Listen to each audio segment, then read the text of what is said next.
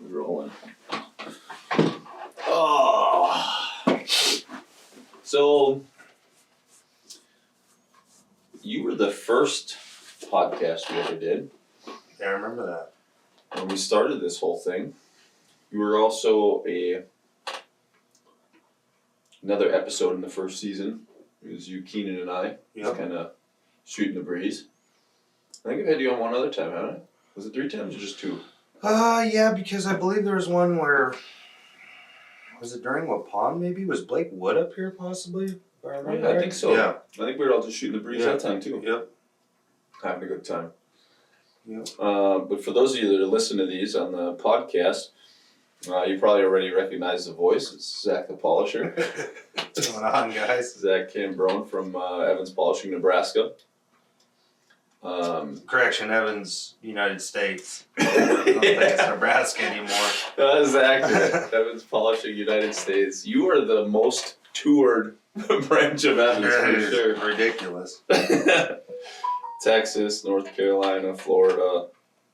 Is there any area you go to? Washington quite a bit, Iowa quite a bit. We don't really go west a lot. It's kind of weird. We kind of stop in that, mostly east and south.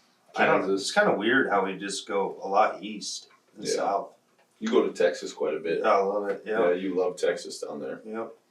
Yeah, we'll be heading there shortly, actually. Yeah, so this will air probably next week or the week after already. Get it edited up tomorrow already and get it uploaded to my YouTube channel, and I'll probably release it maybe next week already. But Louisville's coming up quick. Yeah. And you were here this week helping me get a top secret trailer done. Yeah. It won't be so top secret for too long. Everybody knows exactly who it is already. Yeah. But, Hashtag not a Don Woods. It's not Don Woods. Yeah. So no, it was fun. I always enjoy having you around, and you and I kind of hit on it when we were not at Don Woods. That it's fun working together. The three of us. Parker was here this week as well, and the three of us working together, we worked well together. Yeah, I get a lot done. We all kind of know what direction we're headed. We know the process that we like to do, and we just hunker down and get it done. I think that's the best thing, honestly, when you get polishers together, especially ones that know what just to do, and no one's just sitting there trying to run around and micromanage everybody just to make sure everything's getting done.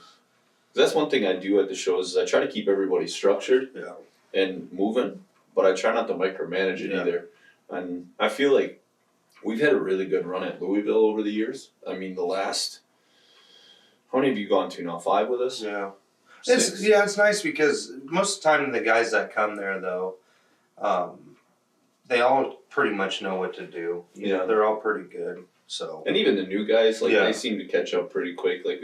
Everybody kind of pitches in and gets everybody in the same wavelength pretty quickly. So, I don't know. We've had a really good run. I've been doing Louisville for probably the better part of 12 years. That's got to be all of 12 years now. And you've been going for the last 5 or so, 6 maybe. I think Louisville this year is going to be the wildest it's been for a while with trucks and. It's getting interesting. Yeah, it's getting out of control is what it is. Last year was 120 trucks or something. That was the most I'd ever seen. Usually it's not over 100. And even then, 100's a lot to judge. It's a lot to judge properly, especially to the level that Louisville's at. Yeah. And I will say it's been a changing dynamic. Last year, there was a lot of just regular trucks pulling in, thinking they were going to come home with trophies because they had big influence on. Nothing against our team of guys that are part of the social media crowd, but those guys had really cool trucks. But there's some guys with pretty decent social media sizes that I don't want to say didn't have as good of trucks because they had cool trucks. It just wasn't Louisville caliber, and they didn't have the prep work done.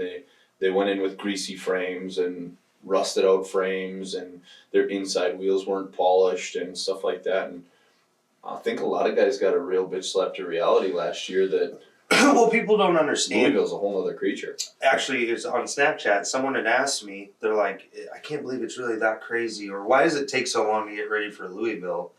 And I said, laugh out loud, it's a process. and I didn't get into the process 100%. with him because I was like, man, I'll be here all day explaining this to you. But the only thing I did say is like these trucks get stripped down to the frame, and I mean they're clean.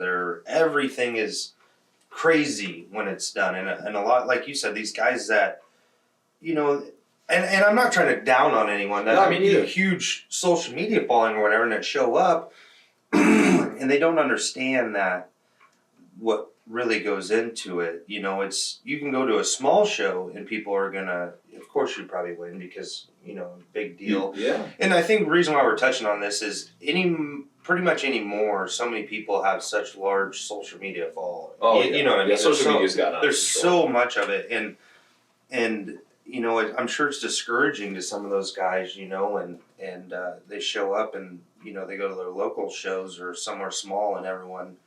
But Louisville, man, it's a Super Bowl, dude. And 100%. and if you want to win, you better be prepared to win. You got to come swinging. Yeah. Prepared to not sleep. Mm-hmm. Prepared to be out wiping in the rain or the cold or the snow or whatever. And I hope guys listening to this, especially our guys that we're personally close to, don't think we're talking about them. No. We're definitely not. I'm talking about some of the other guys that came in. They don't have show quality trucks that were prepared for weeks. These were guys that rolled in straight off the road thinking they were just gonna drop in the parking lot and everybody was gonna be like, oh my god, this guy's here, I can't believe he's here, he's got to have a first place trophy.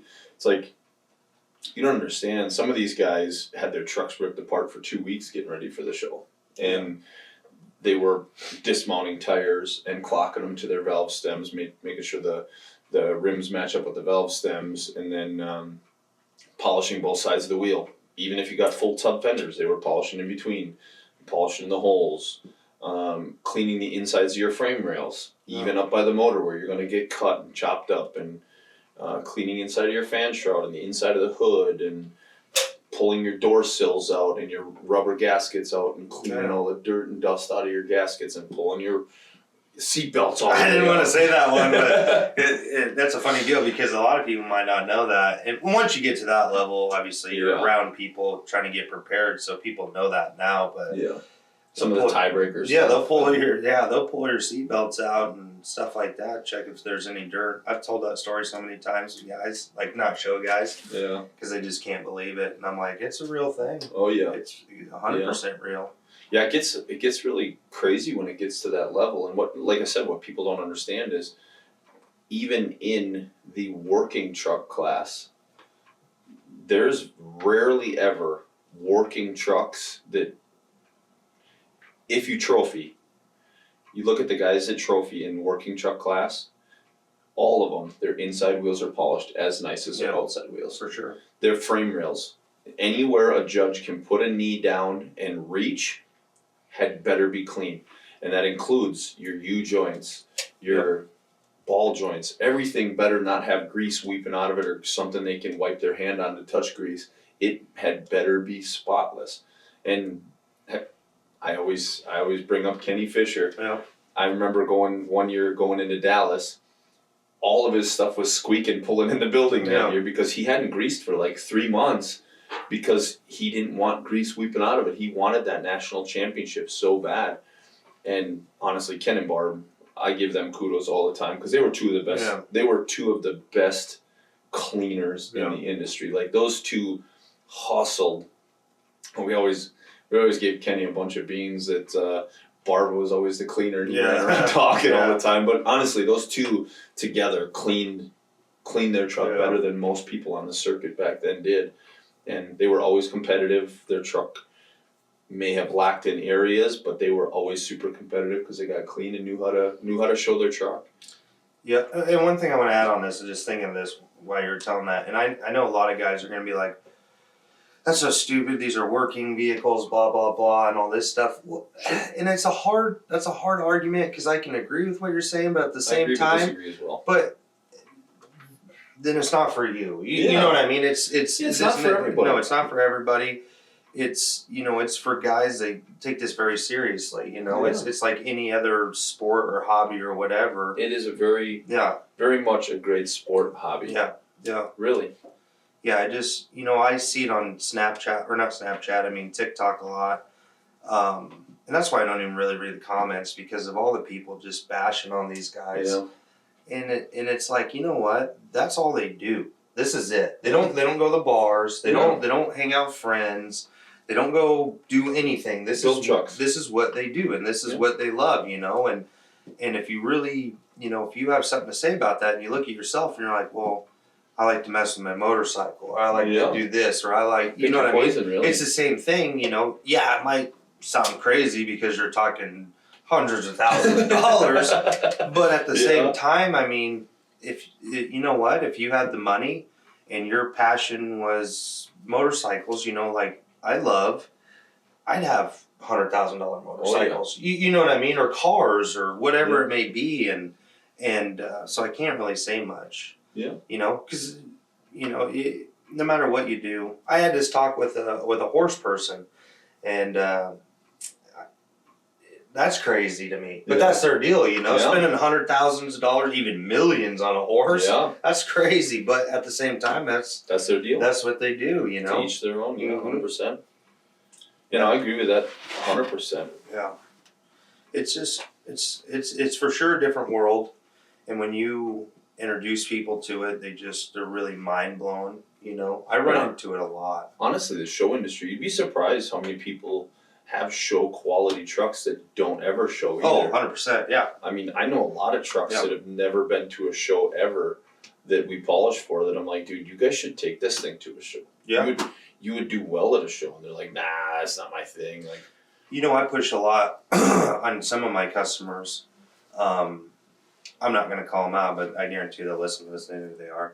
And I've been pushing on them, but that's usually the first reaction. And I think what it is, where I get that reaction, is because, and I'm guilty of it, the stuff I show is mostly like the insane stuff at the top. You know what I mean? Like the Don Woods and Tri-State and all those guys, but that's not what the whole entire show is. That brings up a great topic. Let me just put it this way. I do the same thing. Yeah. I post up a lot of hot stuff. That's what people love to see. You know what I mean? That's what people want to see, and that's what gets you the likes. Gets you the bigger following, that kind of stuff. But honestly, it's less than 10% of my total work. That's what I tried telling them too. Well, even at the show at Louisville, I said, dude, that's a row. That's one row. One row. That's it. That's all it is. It's one row. It's not very many trucks. And I said, you can count on two hands, really, all those crazy trucks. I mean, you know, there's not very many of them, and everybody's like, why don't you post up more regular stuff? I'm like, because I post up a video of Don Wood's truck. Yep, 100%. 2,000 likes. I say this all the time. Or you gain 500 new followers. Yep. I post up Joe Blow, my local farmer, who I love doing work for. 100%. Great people. Yeah, that I make, nothing gets done. I make more money off that. Yeah, the other guy. You know what I mean? Nothing against Don at all. No. There isn't money in the show stuff. No. And that brings up another topic that we'll talk about here shortly. But honestly, I make more money off my regular everyday stuff. I enjoy doing the fleet stuff or the show stuff. I've met a lot of really great people. Like, I would go to war for Don. Yeah. I would go to war for the Berries. Yeah, all those guys. Tri-State, all those guys, man. I love them all. And Bottomley, Foss. Yeah, they're all great. Sands. Great guys. You name drop any of the people we work with or work for, and I would go to war for these people. If I could do anything to help them win, I will push as hard as I can. I'll clean most, and just keep pushing really hard to try and get them those trophies that they want some validation for their builds and accreditation, you know. But seriously, I would do anything for those guys. But it does. I post them up, and it gets a ton of likes. It gets a lot of views and a lot of attention. Mm-hmm. I post up a regular farm truck, and everybody's like, "Why are you posting up an Arrow?" Like, it drives me nuts, because I've had this conversation so many times about with people, and because sometimes I'll see the comments, and they'll be like, "Wow, you know, I really enjoy when you post up regular stuff." Well, nobody else does. Yeah. So like 5 people do, but nobody else does it. And it drives me nuts, because there's a lot of trucks, I think, out there that should get a lot more recognition that I've posted, that are gorgeous, beautiful trucks, and they're working trucks, and I don't know. You know, I still do try to post up quite a bit. I do too. Just because I don't care. And I don't want that to sound wrong either, but I honestly don't care. Like, I don't care if I put up a post and it gets 100 likes or if it gets 5,000. Like, I do like the 5,000 ones just because it helps build the following and helps keep the cash cow of this business going. Yeah. But at the same time, like, I don't care. I look at it like social media is a resume, right? And when people are looking for somebody to do their work, they look at your page, and if all they see is show trucks, some guys are going to get discouraged and say, my truck's not a show truck. Maybe I can't. Let me interrupt you on that. You know how many times I've ran into, especially in Nebraska, people associate Evans with show trucks, and maybe it's a little bit of our fault, but it goes back to the conversation. A lot of hard work. But here's the deal: is it goes back to what we just said. Is that's what everyone wants to see, and I've had so many people, not a lot, but I've had a lot of people say this. Well, we never called you because we thought you just did show trucks. And I always laugh, and I'm like, if I did show trucks, I'd be so broke, I wouldn't even know what to do. I couldn't even do this anymore.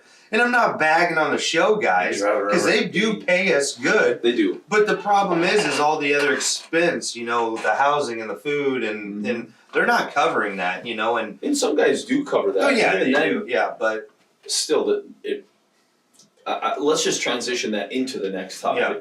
Is literally this industry has been so upside down for a long time because it's a luxury industry. Yeah, for right? sure. And everybody looks at that big dollar amount and they're like, dude, I paid a lot of money for 2 days. Yeah. But let's just use this week for an example. I'm not going to get into what we charged to do that trailer, but I had an entire 5-gallon pail full of sandpaper, 500 sheets. Yep. And those are like, we were using all 6-inch high-end paper so we could get it really, really nice. And the expensive sandpaper was $1 a sheet. Yeah. And we used 500 sheets on one trailer. Yeah.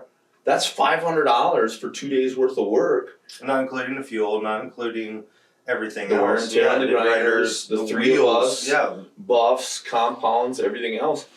So it's like, yeah, that dollar amount for 2 days seems like a really good paycheck. But what most new polishers and even a lot of, dare I say, a lot of the experienced polishers don't calculate what their actual profit is and then take that profit and figure out your hourly wage on how much you made hourly. I'm telling you, if you guys are listening to this, you don't calculate that number. Yeah, because you could go work at Walmart or McDonald's and make more money. Yeah, I know. I made that mistake one year. Yeah.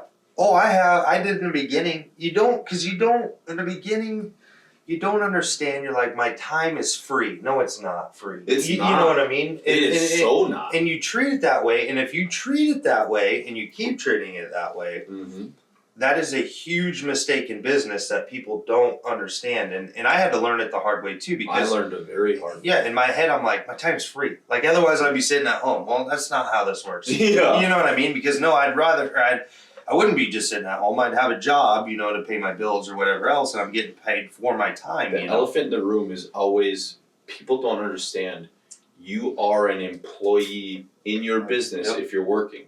You need to be putting money back into the business plus paying yourself, not just paying yourself, because otherwise you're paying yourself and you're not paying the business. And not paying the business means you're never going to retire. How many older polishers do you know that have ever retired? Yeah, none. Can you name a single one? And if they're out there, I've never heard of them. You know what I mean, or never met them. And we've met from meeting people from you and everything else in social media. I've never met any. And if anybody's listening to this, if you know an old polisher, an old guy or middle-aged guy that has retired and only did polishing, drop a comment in this, because honestly, hold on a second. I don't know any. That is retired living comfortably. You know what I mean? Because retired. Just vegetable or that, or living in. And I'm not bagging anyone on. Someone that's living in a shack that has no money, no car, and his body's if that's what they're happy with, cool. Exactly. What we're talking about is someone who's retired comfortably that has money and they can still do things, you know Yeah. what I mean, and whatever it may be. Like if you worked at a job, Yeah, like at a and you collected a pension or whatever Yeah. when you left, because like this hit me really hard a few years ago. I made an offer to buy out another polishing business. That polishing business, when I got their accounting and looked at the numbers, they were not doing well, and I made the financial decision to not buy them out because it wasn't going to make sense. So it was going to be another actual location that I physically owned and had another crew. And honestly, when I went through all that, it really made me wonder because this guy was older, and it was like, all right, this guy's retirement age, and if I had bought him out and the business wasn't making money, like it was going to take me probably 5 to 10 years to turn around and start making money again. I would have had to have hired all new employees because they were all set in the same way as what they were. Mhm. Like you're not going to turn an unprofitable business around using the same Yeah. polishing methods and the same stuff that's going on. So like turning that around just wasn't going to be possible, right? And honestly,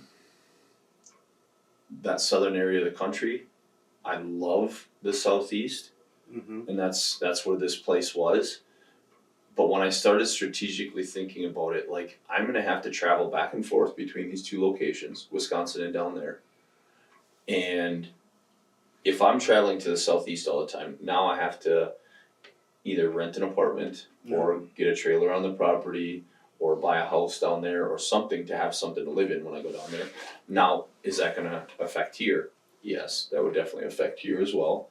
And now not only that, but when I go to sell my business, because after seeing that and seeing that like the business isn't anything without him there. Mhm.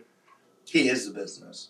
Yeah. Yeah. So like when I want to retire, I could build Evans to the biggest name I could possibly build it. But when I want to retire, who do I sell it to? What's it worth? Because without me here, what is the business? Yeah.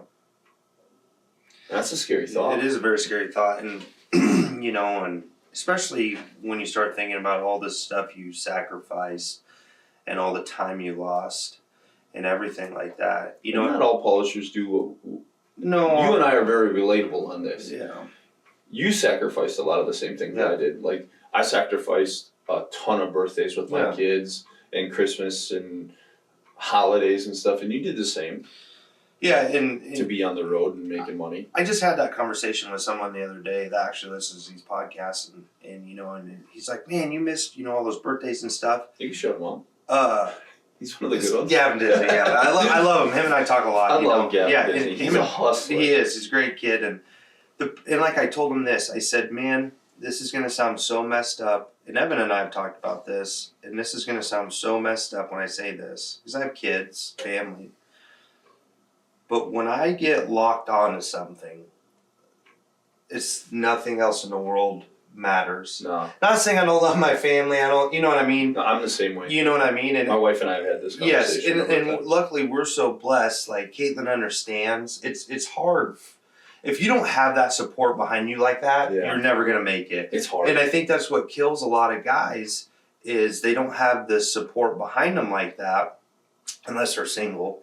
You know, but if they have a family, because there'd be times, you know, my kids would always come to me and be like, "Dad, I know you got to work, or you probably got to work, but we're going here, we're doing this," and I'd be like, "Man, I'm going to be in Illinois, or I'm going to be in Florida, or I'm going to be in Texas, or I'm going to be somewhere, you know, for a week or whatever," and they would bug me, but I knew what I was trying to do. You were setting them up for a better future. Yeah, and so I was just pushing on, and like I'd always tell Caitlin too, because sometimes she'd get down, and I was like, you know, no one in my family ever sacrificed everything for the better good of everyone else. Yep. And I think that's what happens. And growing up, I had a friend whose family did very, very well, and everyone talked shit about him because of the fact, you know, he had all this cool stuff, and it's like, you know what, if it wasn't for his grandpa and somebody his dad sacrificing somewhere else. Sacrificing everything. Yeah.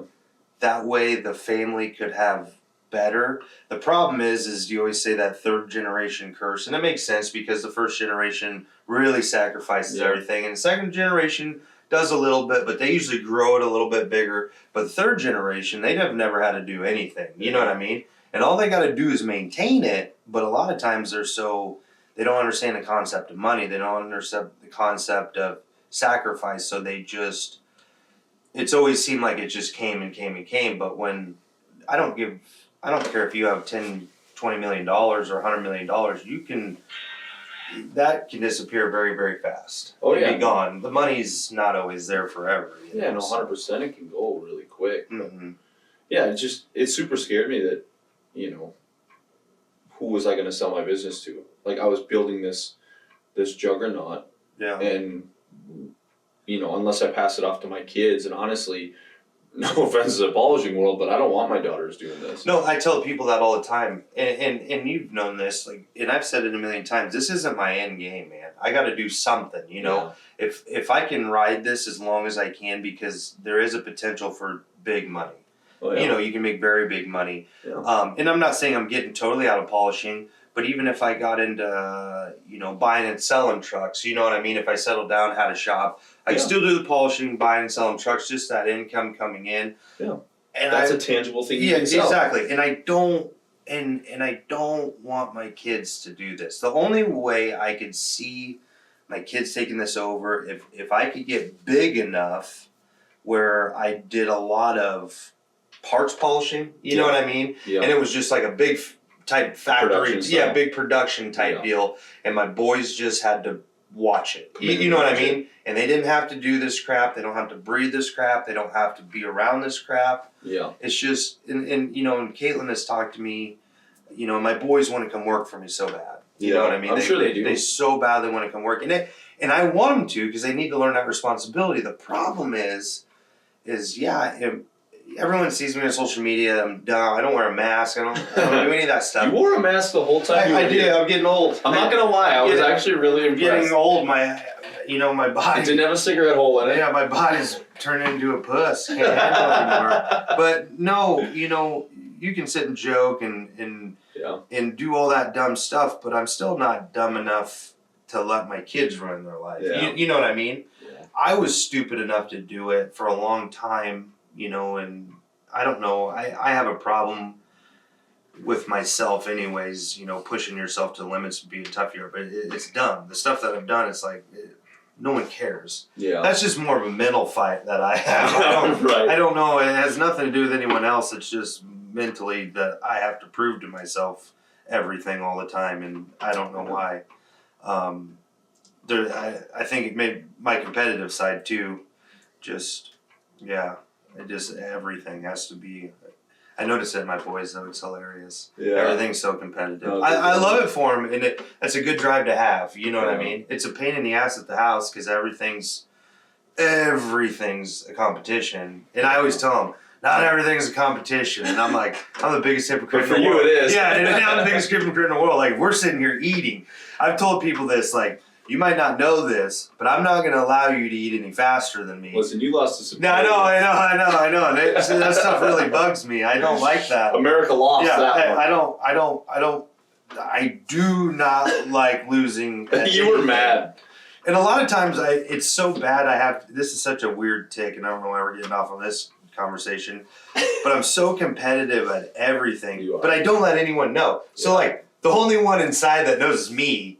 But you're like, you have no idea that I'm competing with you over something dumb. You know what I mean? Like walking to the door, or doing something so stupid. And I don't know why that's in my head. It's just it's kind of always been that way. And honestly, you and I've got along great because of that. I mean, we've had our moments. Yeah, and I'm terrible we've had this conversation. A lot of people don't know this. When I'm not winning, you're upset. Yeah, I'm very upset. Yeah, and it's very personal. Take it very personal, and I'll say mean things to everybody because I can't.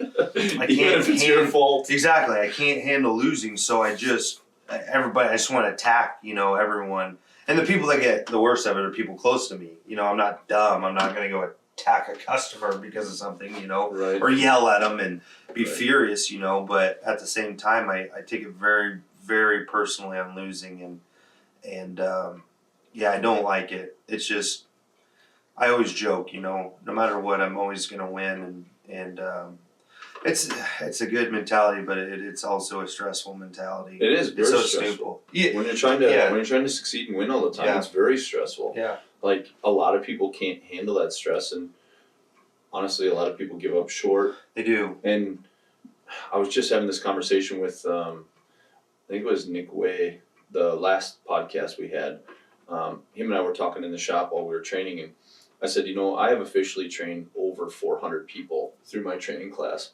And I said, I try to keep up with everybody and watch how many people maintain a business after. And I bet the percentage is very low. Not talking crap, but it is very low. And I've had other polishers that are like, oh, that's because your training system sucks. Like, okay, cool. Like, I get it. You talk whatever you want.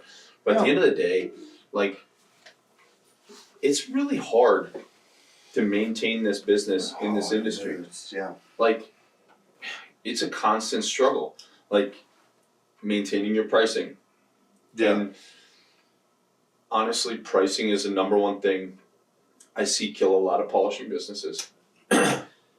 Yes, we had this conversation, and it's terrible. And I don't think people realize it. And you and I have a very similar mentality. Yes, with this issue. Yes, and the problem is you and I have had a battle and had so many people hate towards what we do. You're ruining the business. You're blah blah blah, and all this other crap. You know how many times I've been yelled at? Not really yelled at, but I can't believe you do that. That's can't believe you do cheap work. Yeah, you're tearing down the business and whatever else, and you're wrecking the industry. You're wrecking the industry, and it's like I'm just looking at it. Doing wheels for $30, you're just that's ruining That's everything. it. You can't do it, Peterbilt. I remember when I first got started.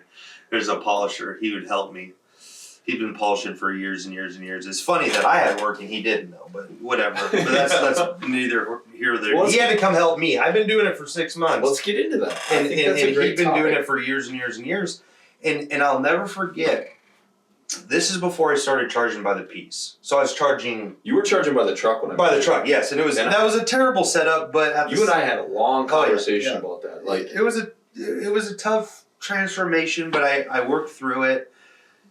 Charging by the truck is one of the biggest killers. Oh, it's horrible, and because every truck is so different. Yep, and but going back to it, the kid asked me. He goes, he's older than me, but he goes, "What'd you charge for it?" I was like $500. That's what I charged for Peterbilt's at $500.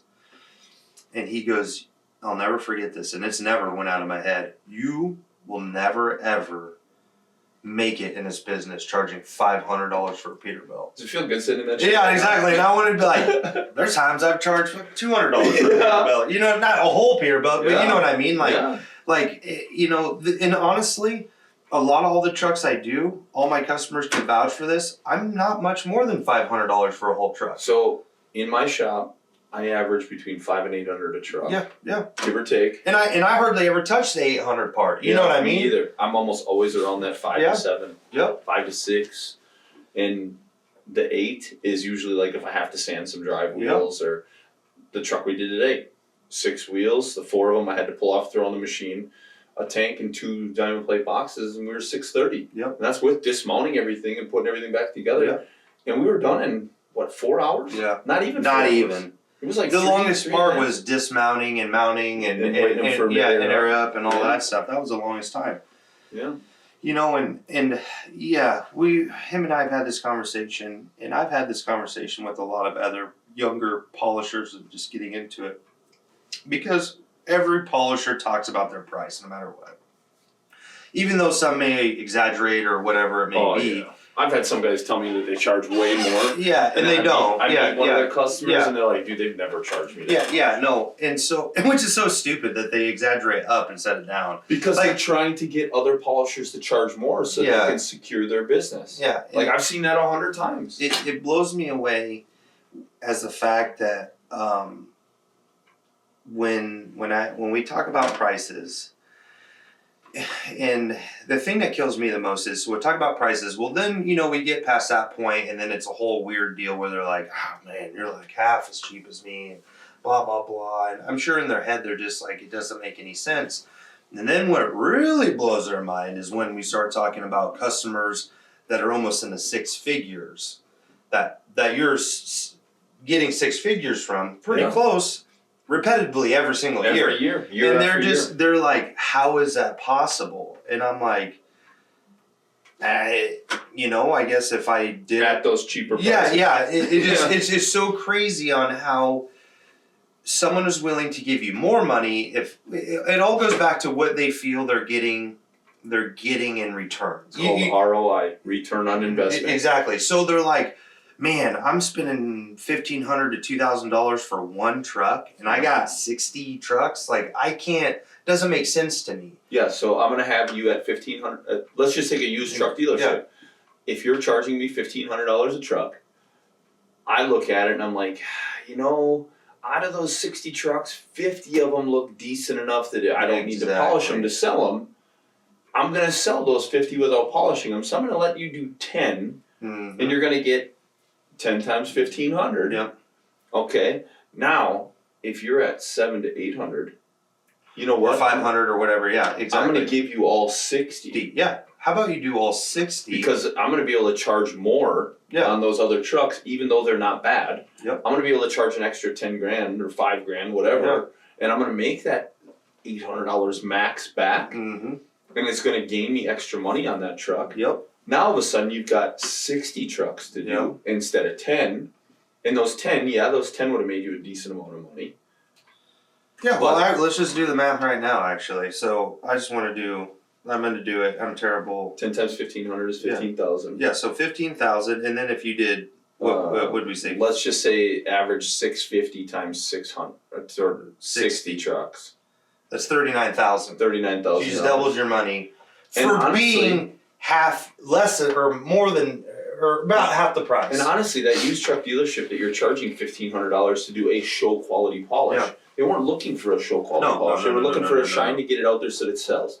So now, if you scale that back and not doing a show quality polish, and you just do a decent polish on 60 of them, you're going to get those 60 done in the same amount of time you were going to get those 10 done. If not quicker. If not quicker. Yeah. And now, you're not making 15,000.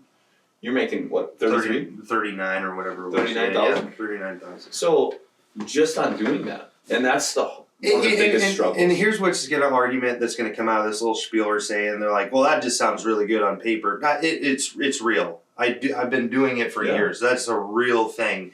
And and he's been doing it even longer. I've been replicating it for the last 20 years. And I knew about that system back before I got into polishing. And actually, I was the opposite. I did more work and still charged less. I made no sense when I did it. Like, we were doing the best of the best, and we were still the cheapest. And then, he told me, he's like, well, you're going to do that good at work. But your argument there was, well, you're going to do that good at work, you need to charge. And then I took that very personal, because even then I understood the numbers game. I understood that from when I did iron. You know what I mean? And like, the more quantity you had, the more money you made, instead of, cutting everything down in foot sections and whatever else. It just made no sense. So I understood the numbers part, but at the time I was so worried about, I wasn't really trying to cut people's throats, but I knew if I was cheaper, like everybody does in business, if you're a little cheaper, maybe I'll get some work. And the crazy thing is now, my prices have literally hardly even gone up. Maybe $50 to $100 more a truck, not even. Yeah. And I'm so busy, I can't even, I don't know up from down. Yeah. You would think now I could just jack my prices up as high as I want because I got these guys secure, but I don't see it. I don't see the reason being. I felt bad last year. Cost of cloth doubled, cost of rouge doubled, sandpaper, everything. Sandpaper, cost of hand polish, everything doubled last year. Everything.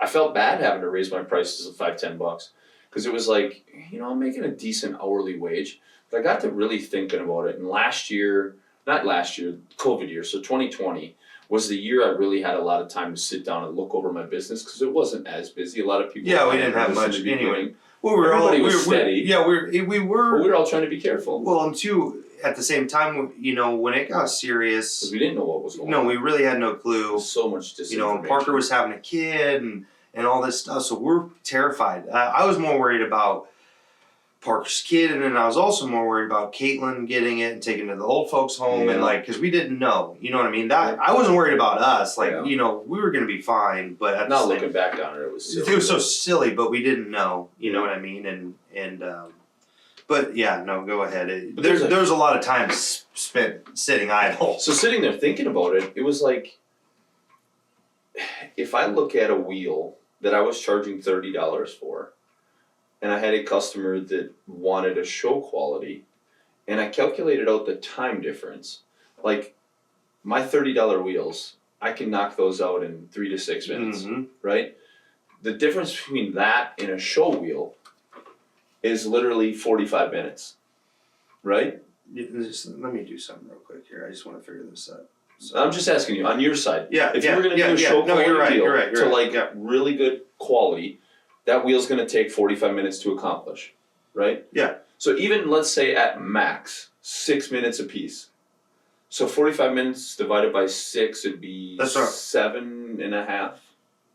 Yeah, that's what I was trying to do. 7.5. Yeah. So I can do 7.5 wheels to one show quality wheel.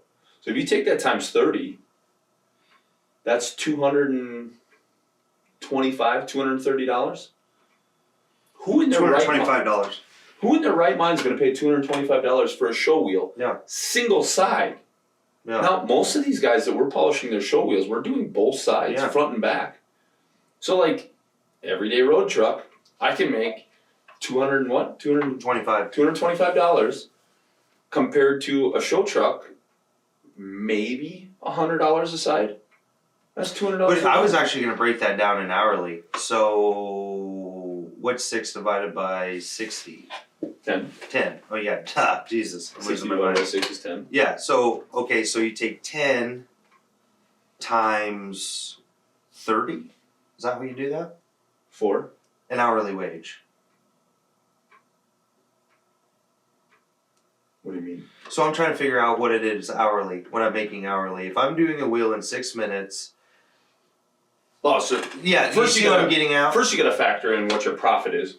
Yeah, I'm just figuring out, just gross. I'm not I'm just talking about hourly rate gross. So if somebody had 100 nice rims laying in a row, and you could just go one after the other for an hour, 6 minutes apiece. Yeah.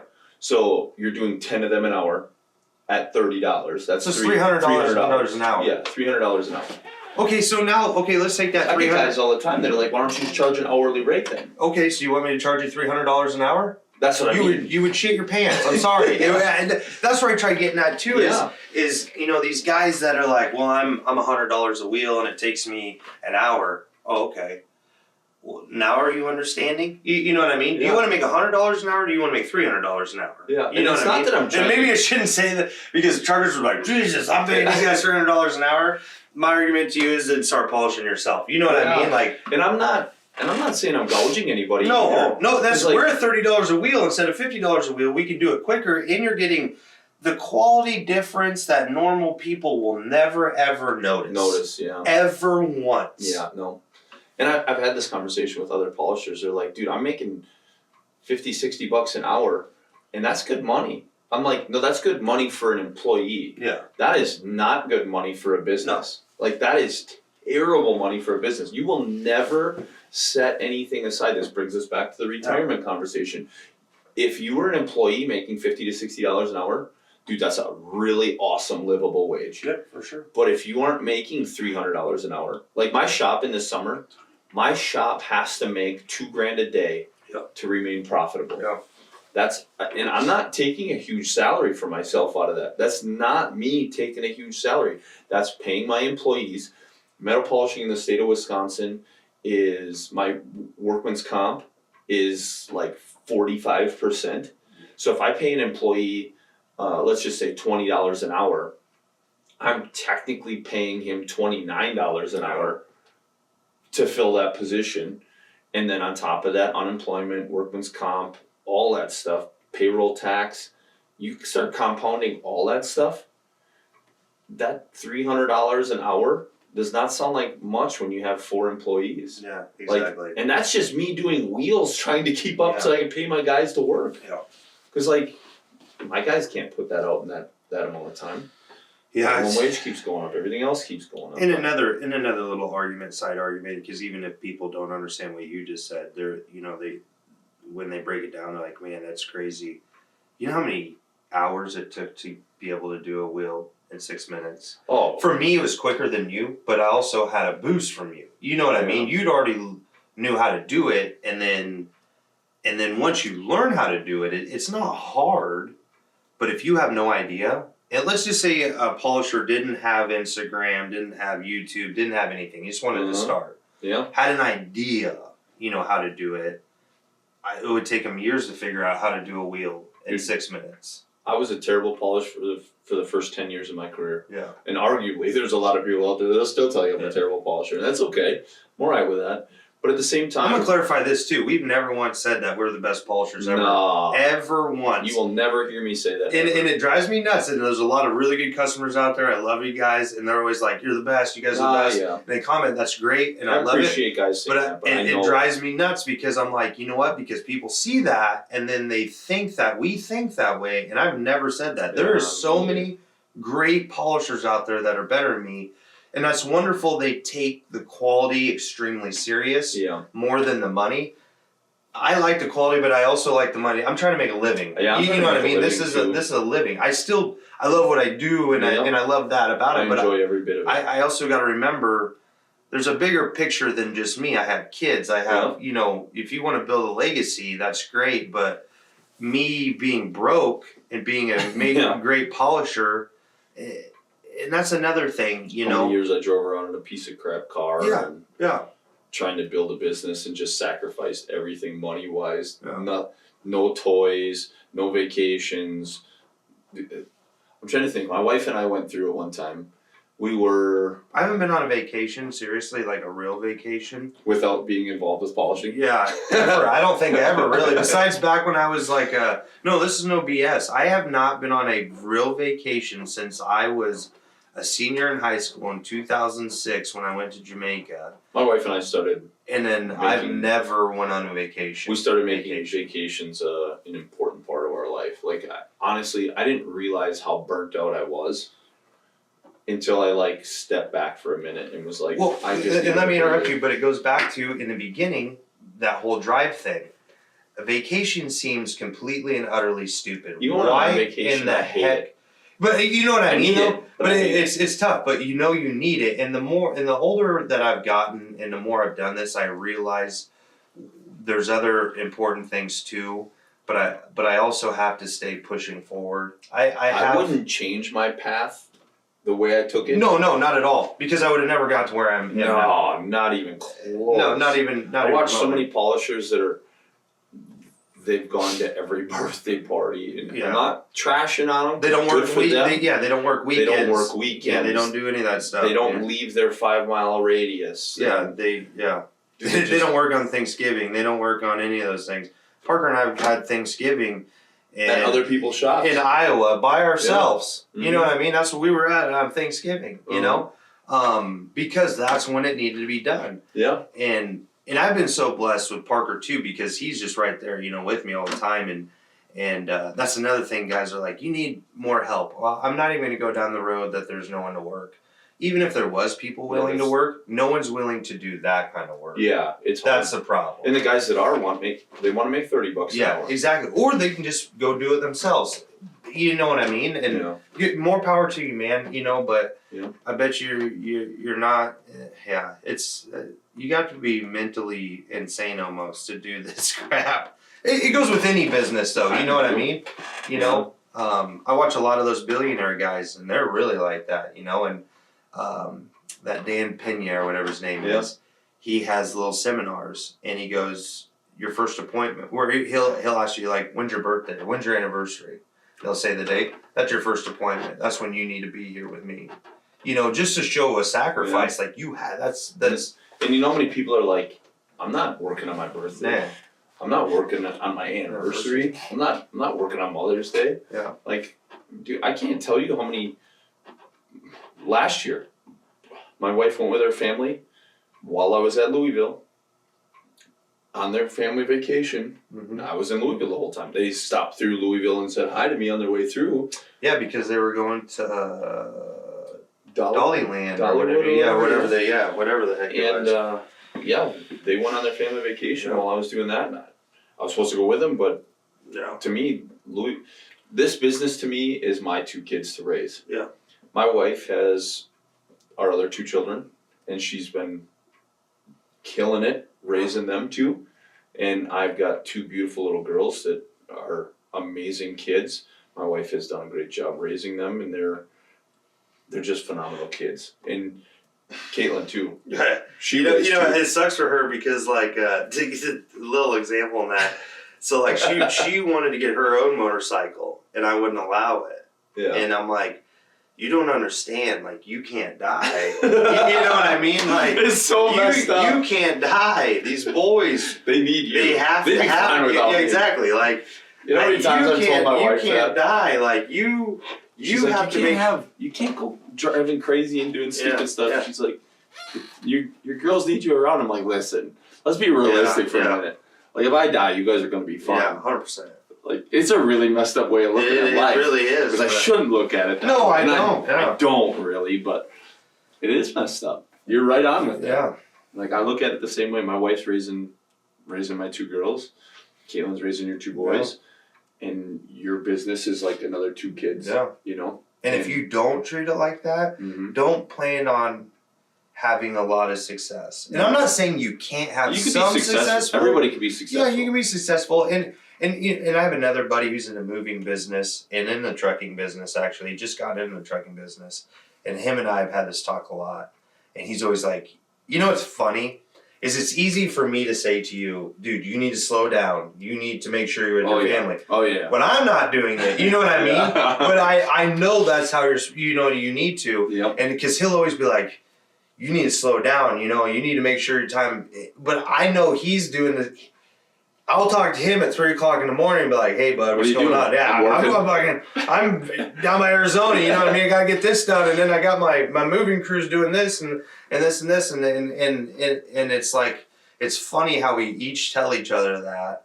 But at the same time, for a fact, if it comes down to it, we're going to do whatever it takes. You know what I mean? And one other thing I think doesn't get said enough is there's a difference between being busy, being successful, and being profitable. Yeah. Oh, yeah. I know a lot of polishers that are busy, stupid My busy. first couple of years, I was so busy, but I was not profitable. And I know a bunch of them that are successful. Mm-hmm. They've won a lot of accolades. Yeah. They've done a lot of really cool trucks. And I know very few of them that are profitable. Like long-term profitable. Like you may be profitable day to day.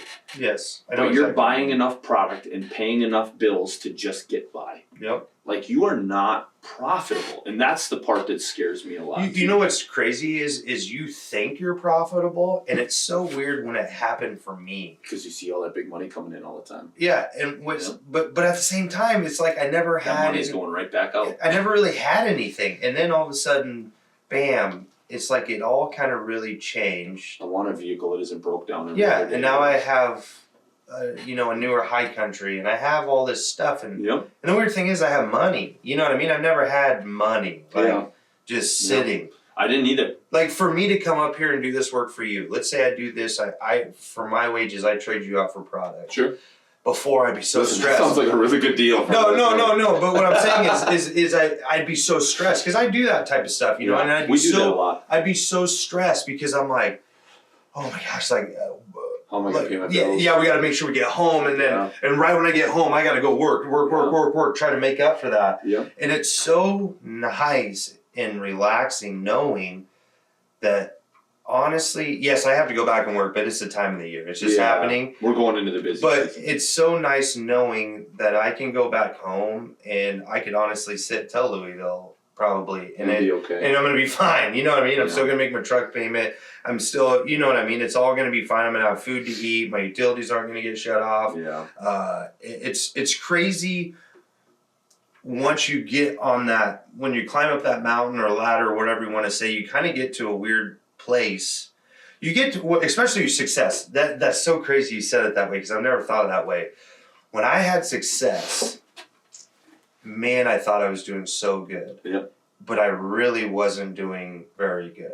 Dude, Did it look like I was doing good? Yeah, it looked like I was doing amazing. And I had all this cool, or like I must have had millions of dollars or whatever else, which there was a lot of money coming in. Yeah. But man, was it just leaving. And Bursting at all the yeah, seams. it was just going everywhere. It was just like it was disappearing so fast. And it's weird how I'm slowing down a little. And you're And I have way more money just because I've restructured a lot of things. I don't know you $10,000. You know what I mean? Like I used to. You know, and then wondering how I'm going to pay that when I'm making well into the 6 figures a year business wise. Yeah. How the heck can I pay a $10,000 bill? That makes no sense. Yeah, that's what I said. Is like it. I've been watching this industry for, like I said in the last podcast. My first customer still comes to me. The first guy I ever did work for still comes here, and him and I got to talking last week. We were just a couple of weeks ago. We were just shooting the breeze, him and I, and I was like, yeah. He's like, how long have you been doing this now? I'm like, 24 years, I think. I think I started in 2000. He's like, no. He's like, you did my truck in 98. I said, well, you were my first customer, so like, are you sure it was 98? He goes, it was the year I bought my truck. I know it was 98. He goes, because it was a 98 model, and he had just bought this new truck in 98, and he had me polish it that summer so it would stay looking nice. And he was my first customer. So I've been watching this industry since 98, which puts it we're in 2023, so 25 years. Mm-hmm. And at 25 years, I know a lot of polishers that are successful. I know a lot of them that are busy, and I know very few of them that are profitable. And I watch it all the time because I see so many of these polishers that quit because they're like, I'm working 7 days a week, 14 hours a day, and I don't have any money, and I can't pay my bills. And I can tell you, like, when we first started selling product, we used to give people lines of credit. Mm-hmm. And I will tell you, there was times where guys were calling asking if they could borrow another $1,000 worth of product because they couldn't pay their bill, and they needed products that they could make money to pay their bill. And eventually you know what? I was one of those guys where a lot of people on social media might not have known that. We called it off. All the cool stuff we were doing and how great everything was and traveling the world and whatever else, and then the money management for me was terrible. You know what I mean? That was a big issue for me, is money management, where I always made it happen, but I tell you what, if it wasn't for you a lot of times being like, hey, I need $2,500 worth of product, and I need it tomorrow. And honestly, when are you going to pay me? I don't know. Just send it. You know what I mean? Yeah. And honestly, I wanted to help a lot of small polishers out and help them get on their feet. And you know what? When a lot of them started like stabbing me in the back or like avoiding buying product from me because they owed me money, they'd buy from other companies, and the other companies were charging them more than I was. And I was like, I started taking that stuff personally. I was like, dude, I went out of my way to loan you some, essentially money. I was a bank at that point. I'm loaning you money that I paid for the product. It's not like I have a loan on the product. I had to personally buy the product to sell you. And now you can't pay me back. And now you're buying product from somebody else at a higher rate. So now you're losing even more money.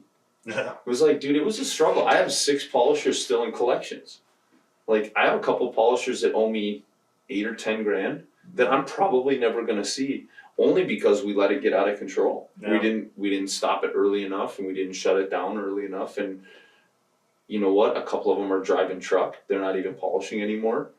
I'm never going to get paid. Just never going to get paid. I pray that someday they hit the lottery and they call me up and they're like, hey, remember that money I owe you? I'm going to actually pay you off. Yeah. And honestly, the likelihood of it ever happening is low. Yeah. And some of those guys I considered really close personal friends. I had bailed them out for years. I got one polisher that I had loaned him $10,000 in product over the course of 8 months. And it's not hard to do. Yeah. And it goes back to being busy. If you're using $10,000 worth of products, you're busy. You're busy, bud. You're busy. Yeah, you're very busy. I can tell you, for me personally, in my polishing setup, the way that we work, if I gave you $10,000 in product today, how much could you return that? I don't know. I've never done math. I'm dumber than hell. You've told me before how much I can make because I've got my butt chewed about it before. But tell me because I don't. So I make 40x on my money. Yeah, it'd have to be somewhere like that. If I spend $10,000 on product, I can make $400,000 off of it. Yeah. Like that's the number, and for me that number is within 2% every year. Like not just That's like probably about right, actually. it's not like that's how it's been for like the last 2 years or 4 years. That's how it's been for me for the last 15. Like 40x is the number. So like if I sell you $10,000 worth of product, I know that you could make. You should be able to make. You could make $400,000 a year. You should be able to also make, no matter what, $100,000 off You should that money. minimum make 10x off of your money. Exactly. Because if you're not making 10x, something's wrong. You just need to quit. Yeah. Well, and most guys do quit because they're. Could you imagine buying $10,000 worth of supplies, working your tail off for the entire year, and only making $100,000? No, my God. That's what I mean. It's like you would go mental. Yeah. I know a lot of guys that do. I've been there actually once in our meetings. So I know what it's like. And some of the guys just give up and they just go back to driving truck or go back to being a mechanic or whatever. Or my favorite is, you spend $180,000 and you have no idea where it is.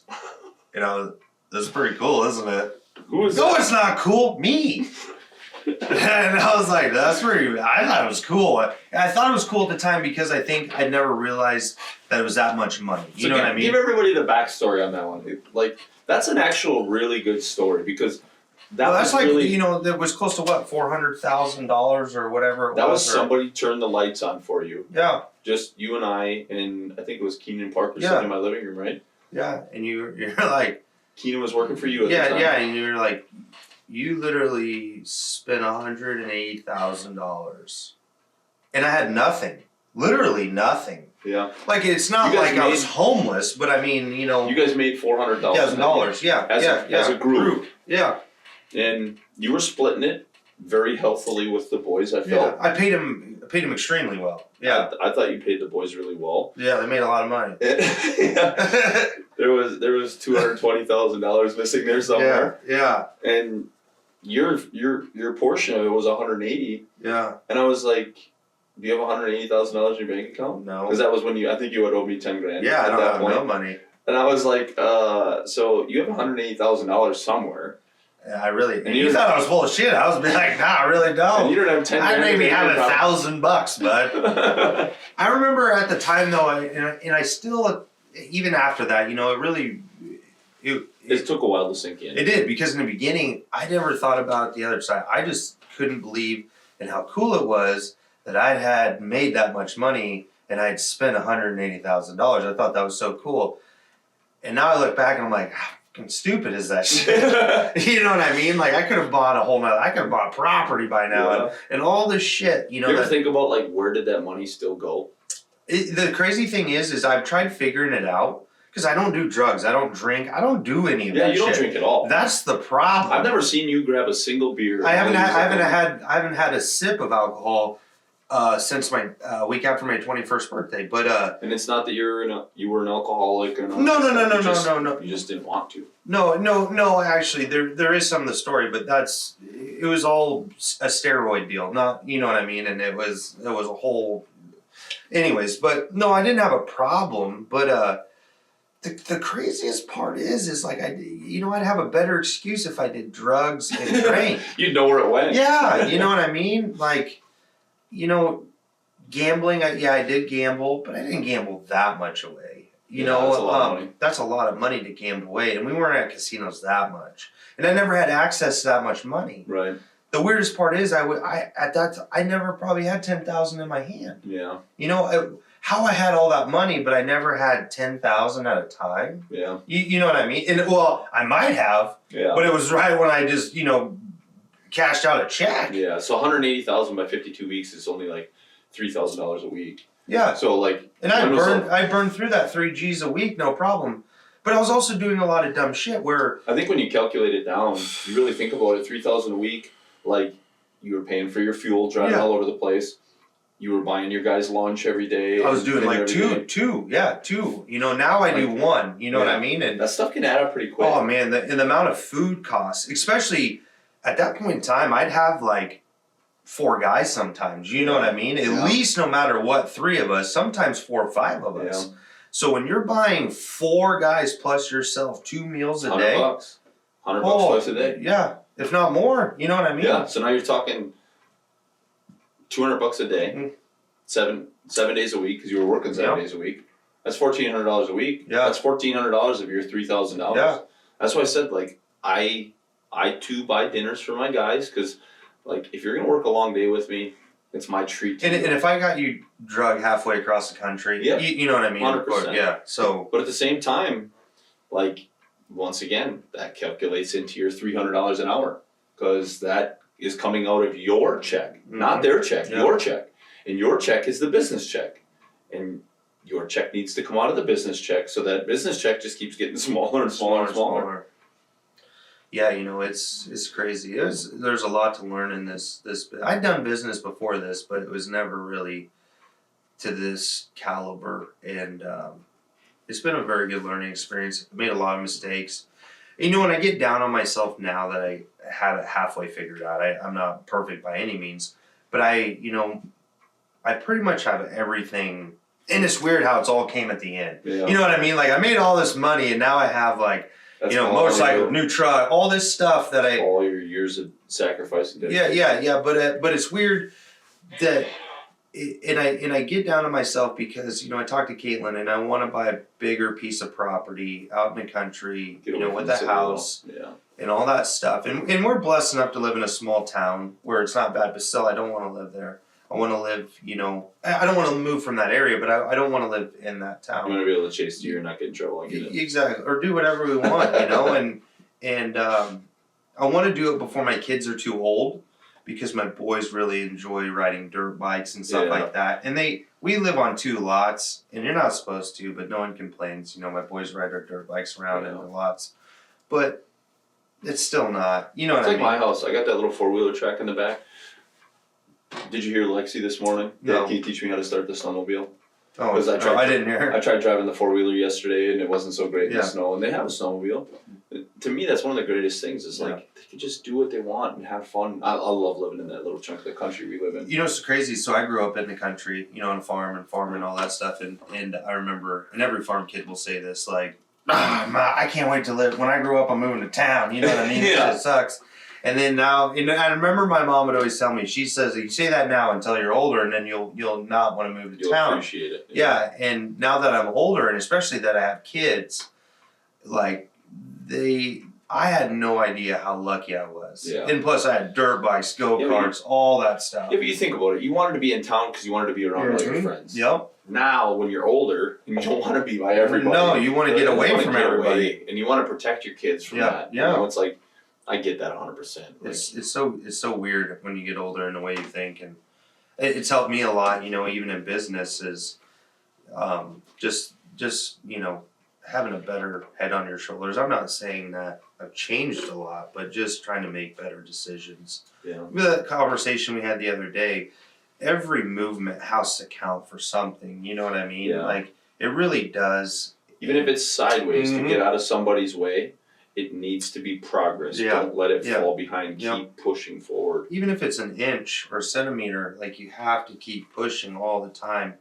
You can move leaps and bounds early in your career. You can make big jumps pretty quick. Mm-hmm. But now when you're this far in, like everything I do, I feel like I'm only moving an inch closer to where I want to be. And I still got a mile to go. Exactly. Yeah. And it's funny you say that, because it's almost like it's to the point now where I have a lot of nice things and I have, money sitting and whatever else, but at the same time, I'm not even where I need to be at. But it's crazy on how, like you said, you push so hard to get to that, and then you get to that, and then but if you don't have that mentality, I'm going to stop where I am now. Yep. And if I stop where I am now, I might as well go get a job that pays me $20, $30 an hour. Yeah. You know what I mean? And I'll just maintain this forever. That's fine if that's what you want to do. Yeah. But when you're wired the way certain people like us or whatever, business oriented or just competitive minded people, it doesn't work. Yeah. You know, I just want more, and that'll wear you out too. Is just wanting more. Dude, it's stressful. It's so stressful.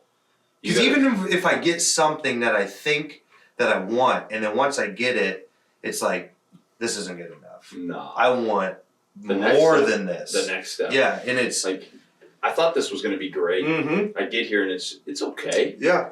I'm doing well. Yeah, no, it's but it's not as well as I want to be. No, yeah. I want to be able to afford a new bike or another new truck. Now I'm to the point where if I have $10,000 cash, that's cool. But then I see those guys and I'm like, I want to have $200,000 cash. Yeah. You know what I mean? Yeah, so I can go just pay cash for that. You know what I mean? Like, wow, you know. And then, but I'm sure once you get to that point, you're like, I want $1 million. Yeah. You know what I mean? Just sitting, and then you know, I mean. Or you start your own product line and start all over. Yeah, yeah. You know, and that's another thing I've thought of. So, you know, going back to, and we all know it's inevitable. This business will tear you down physically wise. It will. Uh-huh. And me being the way I was and just being stupid, not taking care of myself and washing your body with Dawn dish soap. Yeah, I still do that, but no, you know, but I've noticed, like, you know, if I would have been smarter and ate better and took care of myself better, I'm not saying I'm done, but it's definitely taken a toll on me. Oh, it's so weird. I used to be able to, let's say this is 3:00 at night. I'm 10 hours away from home. It was no big deal for me to be like, hey, bud, we're rolling home right now. You know what I mean? Yeah. Like, and I hadn't slept for, you know what I mean, so many hours. I've been up 18 since hours. Yeah, exactly. But we're rolling, and I'd be able to drive the whole way back, you know, and now it's weird. Like, I can't do that anymore. You know, my body's like, no, dude, like, we're not doing that anymore. Dude, I drove all the way home from Texas in a snowstorm one time, and that snowstorm coming through Missouri was terrible.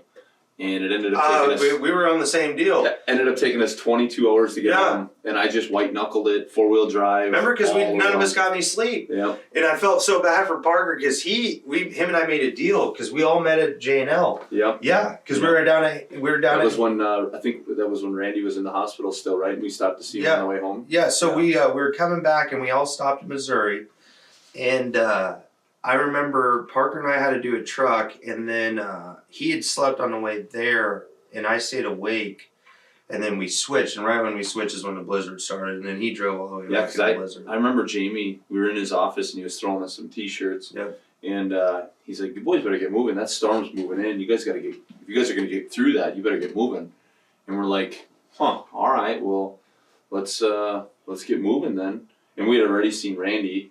And we're like, we'll just muscle it out. We were all tired already then. Yeah, we remember because we stayed up or something, and we only got like an hour or two of sleep when we left Texas. Yeah, we had polished a couple trucks that night before, and then we polished one more in the morning, and we all showered, and we're like, we'll just bust out of here today. Yeah. And we headed out, and it was crazy. It was terrible. I remember like... Still not as bad when I delivered that car up here. And we drove. We drove from freaking Nebraska to Chilton, Wisconsin at 40 to 45 miles an hour. Try doing that. Like 700 miles. Try driving 40 to 45 miles an hour. I could have shot myself. That's 20 I got hours. to the point where I was not even dude, okay, so just put it in perspective.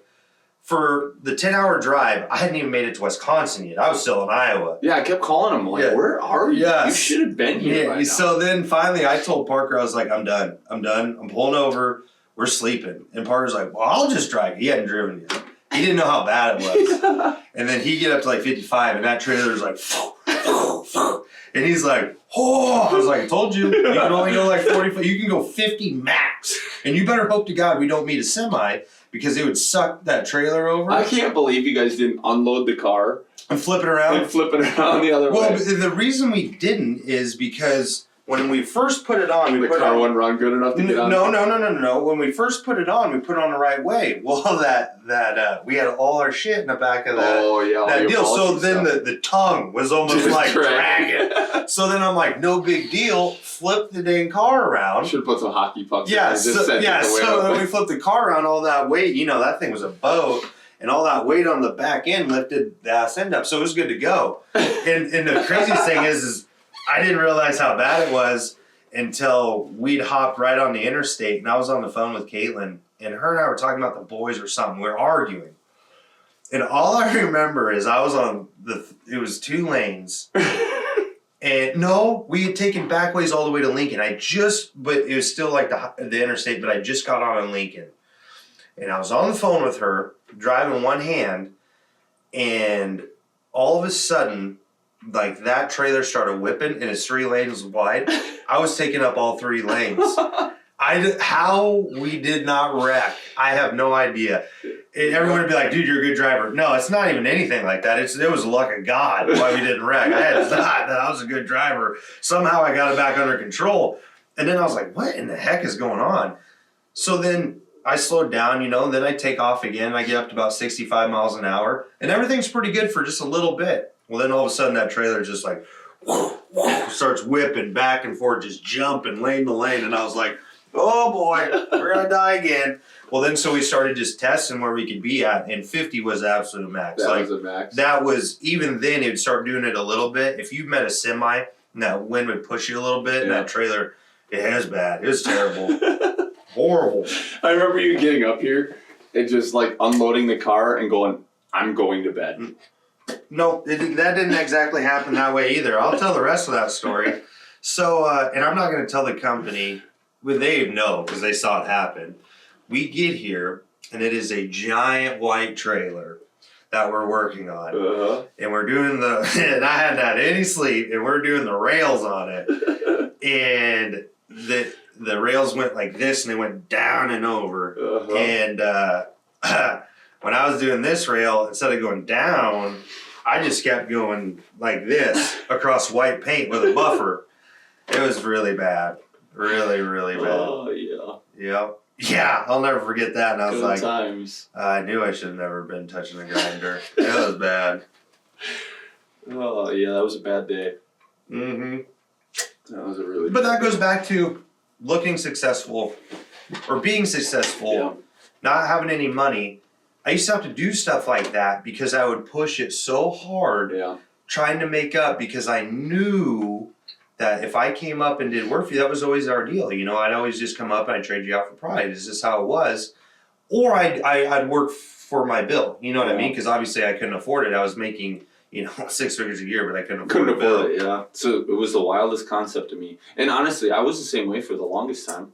I mean, I still go back to my first few years. The place I used to buy product from, I had to drive up there every day. That place was 45 minutes, almost an hour from me. And I had to drive there every day because I wasn't making enough money to pay for the product for a week.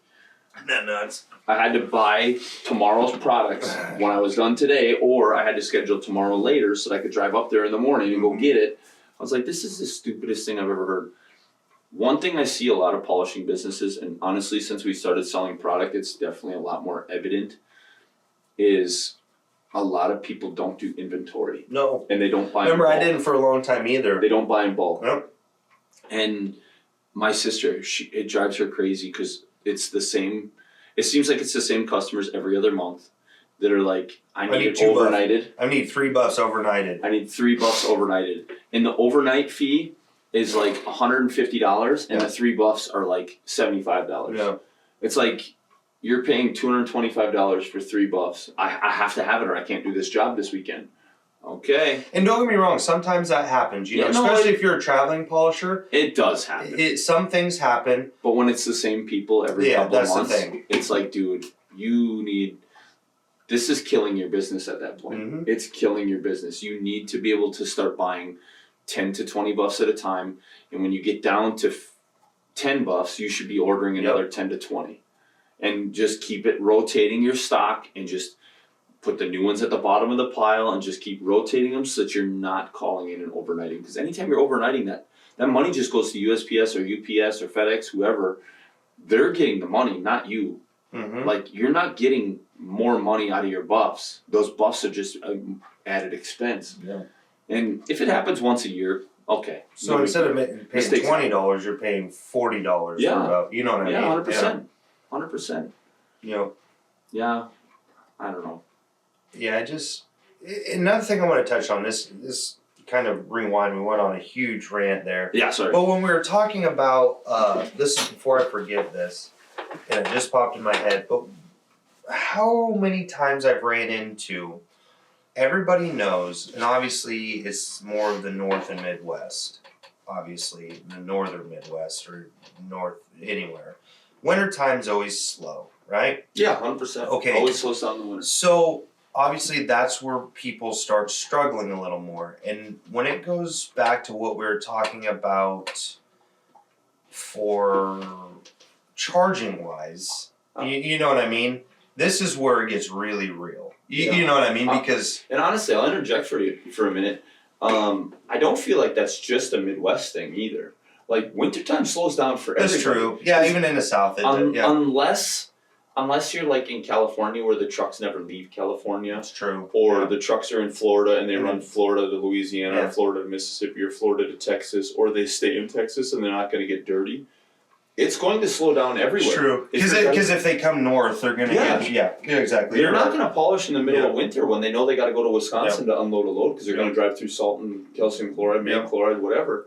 So I feel like all polishers everywhere should prepare for winters to be slow, but And then it goes. you've been ridiculously busy. Yeah, no, but also, it's weird. It comes down to pricing. It comes down to pricing, and I A lot of people hear are a going to lot hate of us for guys. this. Yeah, and I know, and it's not like, well, so then I just charge less in wintertime because then my customers are gonna want. It's not what I'm saying. If you want to charge $1,500 to $2,000 a truck and do amazing show quality work every single time, that's Cool. awesome. You'd be busy spring Yeah. through fall. Yep. You will, but I don't know. For me, it just How doesn't long? make any sense. For how long? Yeah, does that exactly. Because of the fact, then they meet a guy like me, and I'm not trying to be an asshole, but then they're like, "Whoa, Zach will do it for last? 500." And it looks pretty close to Yeah, the same. and it's Or- really not any different. Or they than when- can't tell the difference. Yeah, and they're like, exactly. this looks exactly the the same. same. Yeah, exactly. And I think it's such a hard hump for polishers to get over because we've all been there in the beginning. We're also worried about what our work looks like and how we're going to be judged, and another polisher's going to see it, so it has to be perfect, you know. Yeah. And then after a while, you start realizing that none of them are that phenomenal. And I'm not bagging on some of the polishers that I thought were insanely Yeah. good, and then I see them, and I'm not saying that they're not better than me, and that's not what Yeah. I'm saying at all. But it wasn't what I thought it was. Yeah. You know what I mean? Because cameras, pictures, and videos, man, Can be deceiving. we've had this conversation before where back in the day where I'd have a problem, I'd have to call you all the time, you know what I mean? Be like, geez, dude, look at this. And you'd be like, it looks 100% fine. I'm like, damn it. And you look at the video and you're like, yeah, it looks great. And that's not what it looks like in person. Like, it looks like crap in person, and you're literally trying to make it look bad, and you can't. You know what I mean? Yeah. It's weird how that works. And so, and there's you know, some guys that I've seen like, man, it's amazing. Then I see it in person and I'm like, first of all, what discourages me is I think that they're doing something that we don't know. You know what I mean? That I don't already know. Yeah. And then once I see it and then I understand what they're doing, and I'm like, I could do that too, except I don't want to spend 3 hours on a fuel tank. Yeah. You know what I mean? I'd rather spend 20 minutes on a fuel tank and charge a quarter of what they're, you know what I mean? And because I want to get 5 fuel tanks done in a day instead of 1, you know? And no offense to those people. What bugs me and why we're having this conversation is I see so many polishers that don't have any work and that are struggling and whatever else may be. And they're sitting on their high horse bagging on the guys that are busy like us. Yeah, exactly. For not doing quality work. I I hate that. Drives me. That's no, the it does. biggest It drives pet me. peeve. It drives me nuts. And it's like, and I don't want to be arrogant, cocky, and be like, you know what? I lose more work because I don't answer my phone. Yeah. And if you don't believe that, get on any social media thing I have, because when I post, I guarantee you someone's gonna be like, I can't even get a hold of him. I can't even get him to answer his phone. He won't even answer his phone. And I have to tell so many guys, it's not that I don't want to talk to you, or nor do I want to do work for you. It's the fact that, dude, I can't even keep up with what I have. Yeah, me neither. And when I say this, we're doing no less than 3 trucks a day. Yeah. You know what I mean? In the summer here, and put it's that 3 or 4 a in day. perspective. So, like, Jesus, you know, I mean, like, My busiest year was 1,100 trucks in 1 year, and everybody's like, "That's not possible." I'm like, "Dude, you should come here and try it sometime." Yeah. It is insane. I worked an entire year by myself, and I know I've said this 100 times on the podcast and my YouTube channel. I worked an entire year by myself and averaged 2 trucks a day by myself. Yeah. I didn't see my wife that entire year. It was before we had kids, but I did it to build the business to where it is now. Could you imagine doing 2 full trucks by yourself in a day? oh man, it sucks. Dude, it was 14 hours a day. I literally would stumble home. I've done that stuff and it sucks. It's not awesome. No. I stumbled home. I kissed my wife goodbye, and I fell asleep. Got up, went back to work, and there was times when I first bought this shop that I was concerned about being able to pay for the shop. I put a couch in this exact part of the office. We used to have a lounge back here for the kids, and honestly, I lived 2 minutes away from here. And at night, there was some nights I'd be here 18, 20 hours. And it was like the 2-minute drive home would wake me up. That it was like I should have just slept on the couch. And then all of a sudden I did start just sleeping on the couch because I could get a 2-hour nap or a 3-hour nap and get right back at it. Because I'd go home and that 30 minutes, that 2-minute drive home would wake me up. And I'd be laying in bed for 30 minutes going, why can I not sleep? I was so tired, I can't sleep. And then now I'm laying in bed that extra 30 minutes and I'm not getting that sleep. And then it's like, all right, 30 minutes, I gotta be up again and I gotta go back to work. It's like, why am I even here then? So then I'd hop back in the truck and come back to work and then not sleep. And then another 18, 20 hours later, it was like, all right, now I'm dead. Yeah. Then you get home and you'd crash. And it was like, I didn't get to see the wife. I didn't get to see the kids. It was pointless. It was stupid. But it was 2 trucks a day for an entire year. That's 7 days a week. And my problem was too, I was so irritable when I was home. Oh, you know, yeah. what I mean? Nobody wanted to be around No you. one wanted to be around me because I was so vicious towards everything. But also too, I want to touch on this, and that has nothing to do just with polishing. It has to do with business and young people Being successful. getting into business and being successful. Going back to sacrifice, you know, and I have a buddy who's been into business, and yes, they're sacrificing, and to me, he's not sacrificing enough. And I think the problem is even back when I first ever got into business, not in this business, I could never understand why I was never gaining what I thought I should. And I remember successful people telling me, Zach, you're not sacrificing enough. Yeah. Well, what else am I supposed to sacrifice? Yeah. What am I supposed to cut out? When you finally start cutting everything out, you know what I mean? And like, You really start to realize. I remember times when I first started doing this, 7 days a week, all day long, every single day. We would be there's a kid from Nebraska. He's no longer a polisher anymore, but anyways, I'd be with him, and Parker would be there too, and whoever else. And you'd look over at someone, it could have been me or whatever, and they're covered in black because we've been working for 20 hours and just sleeping on a wheel that they're polishing or like this against a truck. You know what I mean? Because. And then, you know, you'd wake them up and be like, come on, you know what I mean? And everyone's laughing, you know, and then you'd drink more Red Bull or Mountain Dew. And that's another story for another day because... I was 24 cans of Mountain Dew a day. But the problem is you got to be mentally strong because that certain somebody went from Red Bull, Mountain Dew... To drugs to try to keep up with that life. You see it a lot in the industry. You really do, and it's sad. You get some of these customers that'll push you. One of my really good customers from years ago would call me midway through the day, hey, what are you doing tonight? Like, dude, I'm not coming tonight. I'm sorry. Like, dude, I gotta leave out tomorrow morning for a truck show. I'm sorry. I'm not coming tonight. And honestly, I don't do work for that guy anymore. Sadly, because I like the guy. I got a ton of respect for him, but I can't drop everything I'm doing to just go. And I've lost a lot of really good customers because I used to do that stuff. Yeah, but I can't. I got to the point of where, like, I cannot survive like this. And then... Either I'm going to have to do drugs. Yeah. Or I'm going to die. Yeah. Or I need to I need to get it figured out better. And what it went back to And is drugs was never an option for me. no, me either. I never, but I'm just saying. But it is the easier option. That's what the options you're looking at. Because You're like, the drugs are so well, now easily I could go accessible. do drugs and I could stay up all night.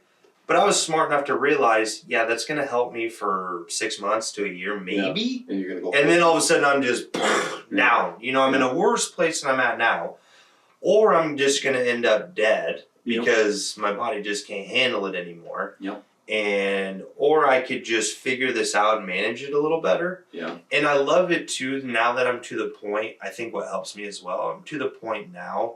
I don't have to do that crap anymore. Yeah. I don't have to go to someone's shop that doesn't have heat and it's negative 10 degrees and we got one rocket heater trying to, there's 2 polishers there, but we're trying to heat one piece up and then he quick cuts it real quick while my other piece is trying to heat up and then I quick cut it and it heats it up so you can color it and then, dude, I did that crap. Freezing. Where the outlets in there don't work, plus the rocket heaters, so you'd have to heat it up and then unplug the rocket heater so you could polish that. Yeah, I fell for that so many times. Everybody's like, "Hey, I got a shop. Yeah. You get there and they got a rocket heater going in there and it's like 10 below. You're like, what am I gonna do? Yeah. And he's like, but in the beginning though, you're so driven that you did that shit. You know what I mean? I did that shit. Listen to this. So when I first started, this was before I was ever in Evans, this is how broke I was. So we travel and we traveled an hour and a half away. That was a big deal for me. Yeah. Like that was a long ways in the beginning. Now I'm like, dude, I wish you're an hour away. That'd be awesome. But anyway, so we travel an hour away and I was so broke and I'd never polished in the cold yet. It just turned cold. It's right in the beginning. Yeah. And I'll never forget it. A guy was helping me. He was older than me and he'd sand. He didn't really want to run a buffer. He was scared of him, which is fine. But anyway, so he'd sand and he had to sand these wheels. And I'll never forget it. It's not super cold, but it's cold enough. You know, it's cold. 30 degrees maybe something. As soon as you get a sander or a buffer on, that wind gets cold. Well, not even that. So I go to cut the wheel, and I start, but that's before I had the technique we do now. So I'm doing the back and forth, you know, old school way. Which it does build heat quicker. Yeah. Well, but it didn't matter. So I did it, and I'm spinning the wheel, and I get done, and I'm like, huh. And I like hand polished it, and I was like, it didn't change at all. Didn't do anything. It just looked exactly like it just got sanded. So I went and grabbed Bodie, and I was like, dude, come look at this wheel. And he's like, yeah, I sanded it. I said, I know, I just polished it. He goes, no. I just sanded it. And I was like, no, you're not understanding what I'm saying. I just polished it, and this is what it looks like. He goes, wow, how does that work? And I was like, I don't know. You know what I mean? And I was like, it must be because it's so cold. Yeah, it wasn't building up enough heat. So I was so broke. This is what I did. Listen to this. This is a good one. So I had no money to really go buy a heater, right? Right. And of course I don't want to ask the customer because, you know, then it makes me look even worse. Yeah, because now then you feel like you're indebted to Yeah, them, exactly. you know? So I ran to the dollar store that was closest town. And you know those little box heaters like this big? I bought one of those. Come on. Swear to God. And I put a towel. We had it, for some reason I had a fucking towel with me. No, maybe it was a coat. Maybe it was a coat, not a towel. And I put the coat over the wheel so it would hold that heat in there. And that's how I'd heat that wheel up. Tanks, it didn't work. So I told him not to sand the tanks. Yeah, but anyway, so luckily he hadn't yet. So then it'd hold that heat in there, and then it took forever. And then it had to take an hour. Oh, it did. It took forever. So then I'd pull it off, and then I'd cut it out, and then I'd do the next one and next one and next one. Oh my God. Yeah, I bet I did. I did 10 wheel. Oh, I would have done 6 on the truck and 4 on the trailer that way. Yeah. That blows my mind. Fuck yeah, I did that. That's the wildest thing. That's one of the wildest stories I've ever heard. But we had, you know what I mean? At that time, You made it work. I had no money. And that's where a lot of people give me crap, you know? You were busy. Yeah, it was. And exactly. You know, and not making any money. Yeah. But it goes back to not making it profitable. But it goes back to, too, is... You weren't quite successful yet, but you were busy. But it did teach me a lot of things. Like, you know, and I give you crap about it all the time. Like, don't fix that. Just throw it away and go buy another grinder. You know, it's just eat it. And it is. But, like, when I was on the road and I had no money, because I had money, but I had no money. Yeah. So then I would have to figure out how to fix my sander, how to fix my grinder, because I had no money to go buy another grinder. Yeah. So then I'm like, we have to figure this out. So, and a lot of times it wasn't even that. Let's say I had the money, But a lot of times, by this time, it's like 11 o'clock at night. Yeah. I can't just go buy one. So then I'd have to figure it out. And I think that also comes to being on the road. It's taught me so much. Yeah. How to fix my jacks, how to make them work again. I was that way too for a long time. Yeah. But now I've gotten to the point of like In brushes, we would take the good springs, because a lot of times the springs would just collapse down. Yeah. So then you take the good springs off the ones that are wore Spit 'em out, onto the good ones. spit them onto the good ones, and then put them back in there, and like Brushes were $10. Oh, I know, but even it then, got even you I had the through. money, but I had to keep going, and Yeah. You know how good it feels that to have that- new brushes.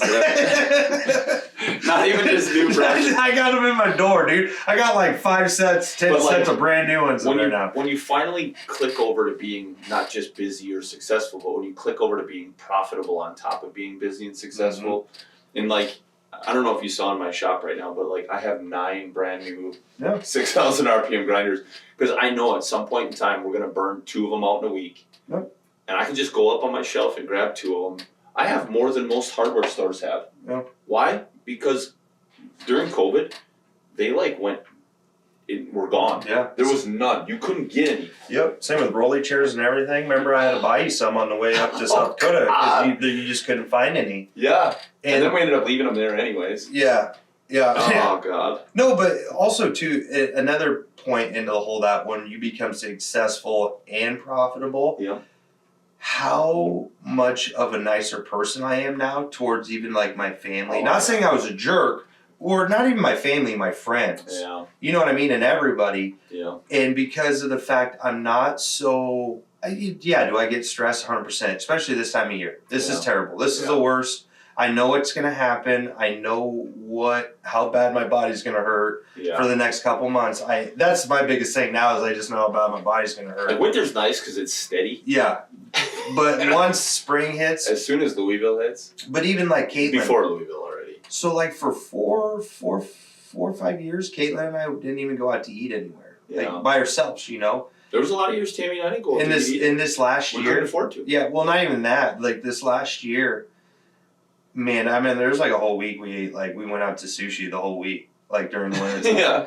And then she was giving me crap about something being gone. She's like, "Sucks you're gonna be gone." And I said, "I never want to hear that again," because for the last 7 years, we've went out more this last year Yeah. than we have for the last 7 years. But even then, I thought it was so stupid because I was so driven towards success. That was another problem I think too. Is I was driven towards success so hard that also the money. The profitability part didn't even faze me. I Yeah. wanted to be so successful Yeah. so bad that I didn't even care about the money. Then I realized you have to have the money too. Like this is Yeah. part of it because even though Yeah. you have success, you got to maintain this. Yeah. And- Not only do you want to be profitable, but now you want to be profitable plus have a safe barrier. Yeah. And honestly, I'll tell you, for me, even at the size we're at now, my safe barrier fluctuates so much. Yeah. So much. And you heard Tammy and I talking about it, yesterday? Yeah. And she wrote out a check for $100,000 to one of our companies that manufactures stuff for us.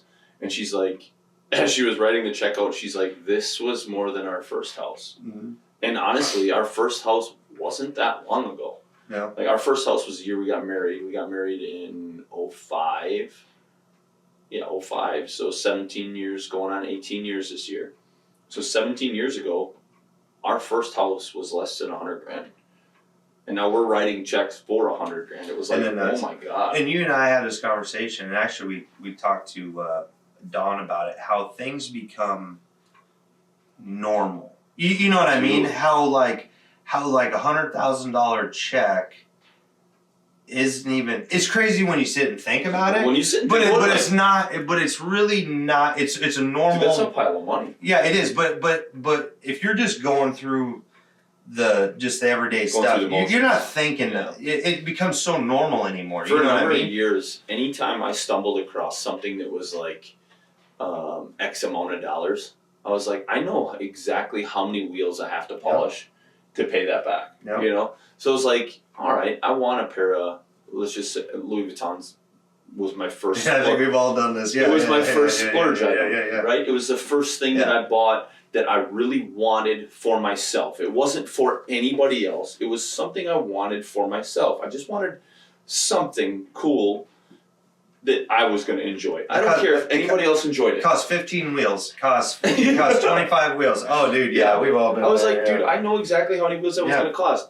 And then now we've gotten to the point of like developing our own products for our polish line. Some of the costs of some of that stuff to like engineer it with a chemist and stuff like that. A couple of our items were like $50,000 to develop, and that was before we even started making money with it. And I was like, I started looking at those numbers, and I was like, oh my god, how am I ever gonna pay that back? Like, I'm financially never gonna recover. I'm financially never gonna recover from this. But I have to sell X amount of bottles, 250,000 bottles of this, to make enough profit off of it to pay off the research part. Yeah. And it was like, I stopped looking at the number for a while because I was like, I don't even want to know what it is anymore. Yeah. Because it's gotten to the point of like, if I want something, I just buy it. Yeah. Because if it helps me emotionally make me happy for a minute, it kind of, you forget about working the 18 to 20 hour days. No sleep, not seeing your kids. Like, in the winters, I try to come into work a little later because I want to see my girls in the morning. I get them up before they go to school. I kind of envy those guys, and this is messed up to say. How about I said the F word? But anyways, messed up to say. I'm sure we've said it a number of times. But sorry. So, who is that? Kevin Scarpy. Sorry, buddy. God dang it. But anyways, I got that one because that was the issue that I was actually in. Oh, really? Evan Stager, the brighter side of polishing. I think Stephanie Haas wrote that piece. That's awesome. Yeah, they put my name on the cover that year. I bet no one read that article. But anyways, just let them know. I read it. No one listens to this crap. I'll never forget. I told him that story. So someone was like, "Yeah, I was listening to the podcast." I was like, "Who, Rogan?" And they're like, "No, the Polisher's that." I was like, "People listen to that shit?" He's like, "Dude, you're on it." I was like, "I know, but I and this is way off topic too. So this is a good reality check for me. Because it gets to the point where this crap doesn't mean much to me anymore. It's just an everyday deal. You know what I mean? It's just a job.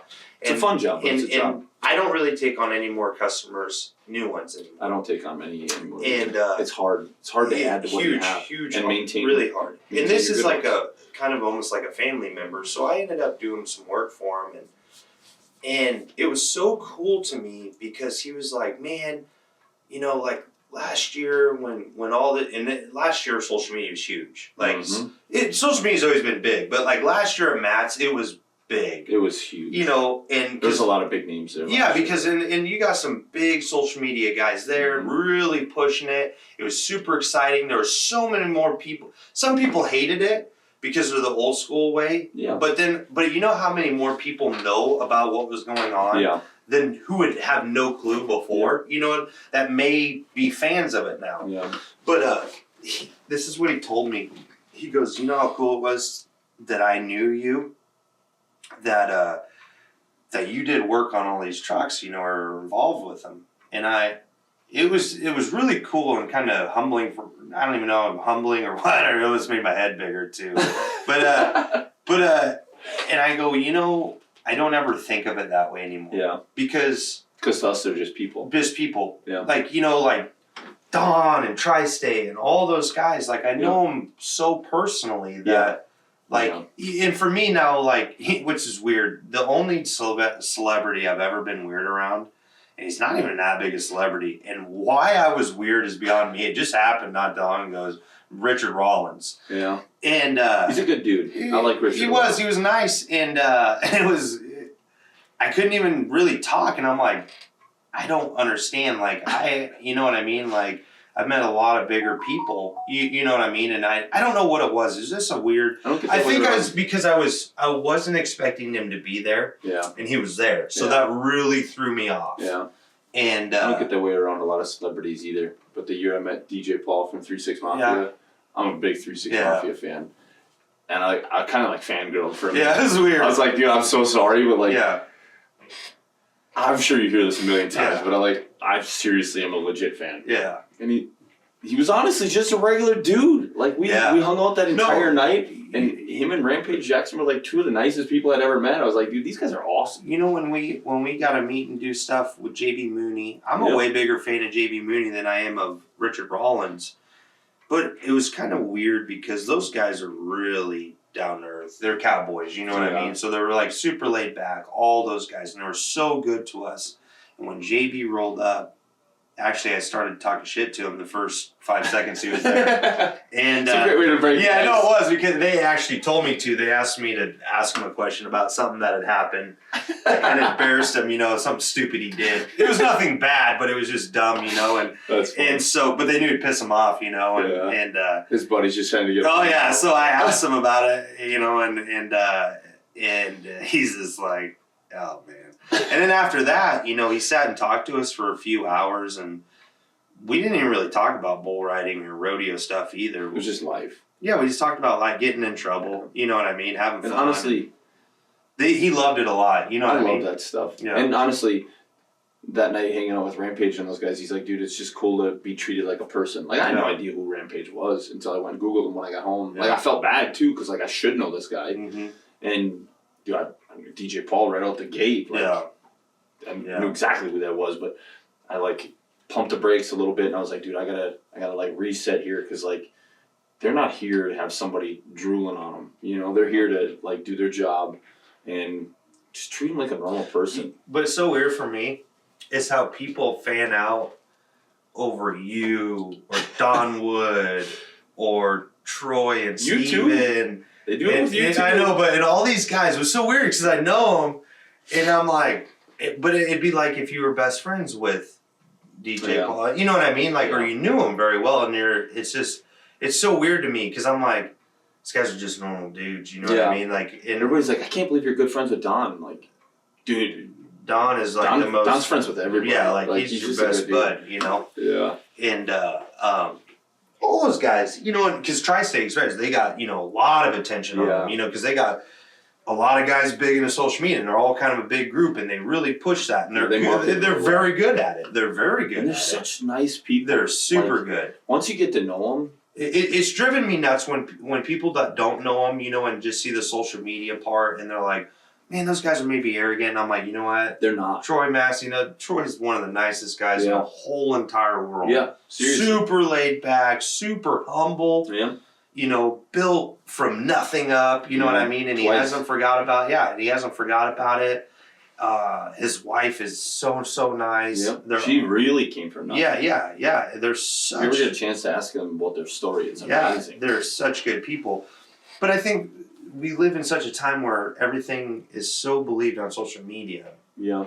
And I like it because we're so busy and we're so everywhere, and everyone wants us here and everyone wants us there. So I lie and say, you know, I'll post like we're in somewhere.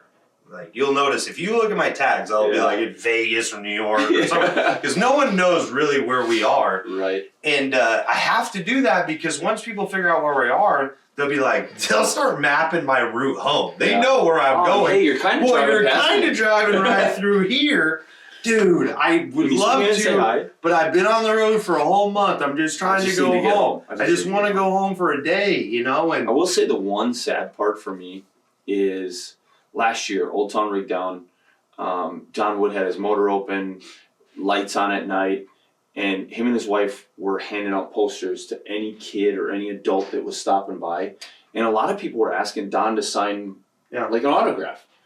And Don didn't even question it. Grabbed a marker, started signing them. He's like, I'm not a celebrity, but these kids just wanted something signed with my truck on their wall. Yeah. He's like, I'm going to give it to them. If that's what they want, I'm going to give it to them. And I saw this happening, and I shot that video of it. I don't know if you remember this last year, that video I posted while we were there. It was the video of Don signing them and handing them to these kids and taking pictures with these kids. Tri-State did it at Louisville all year last year too.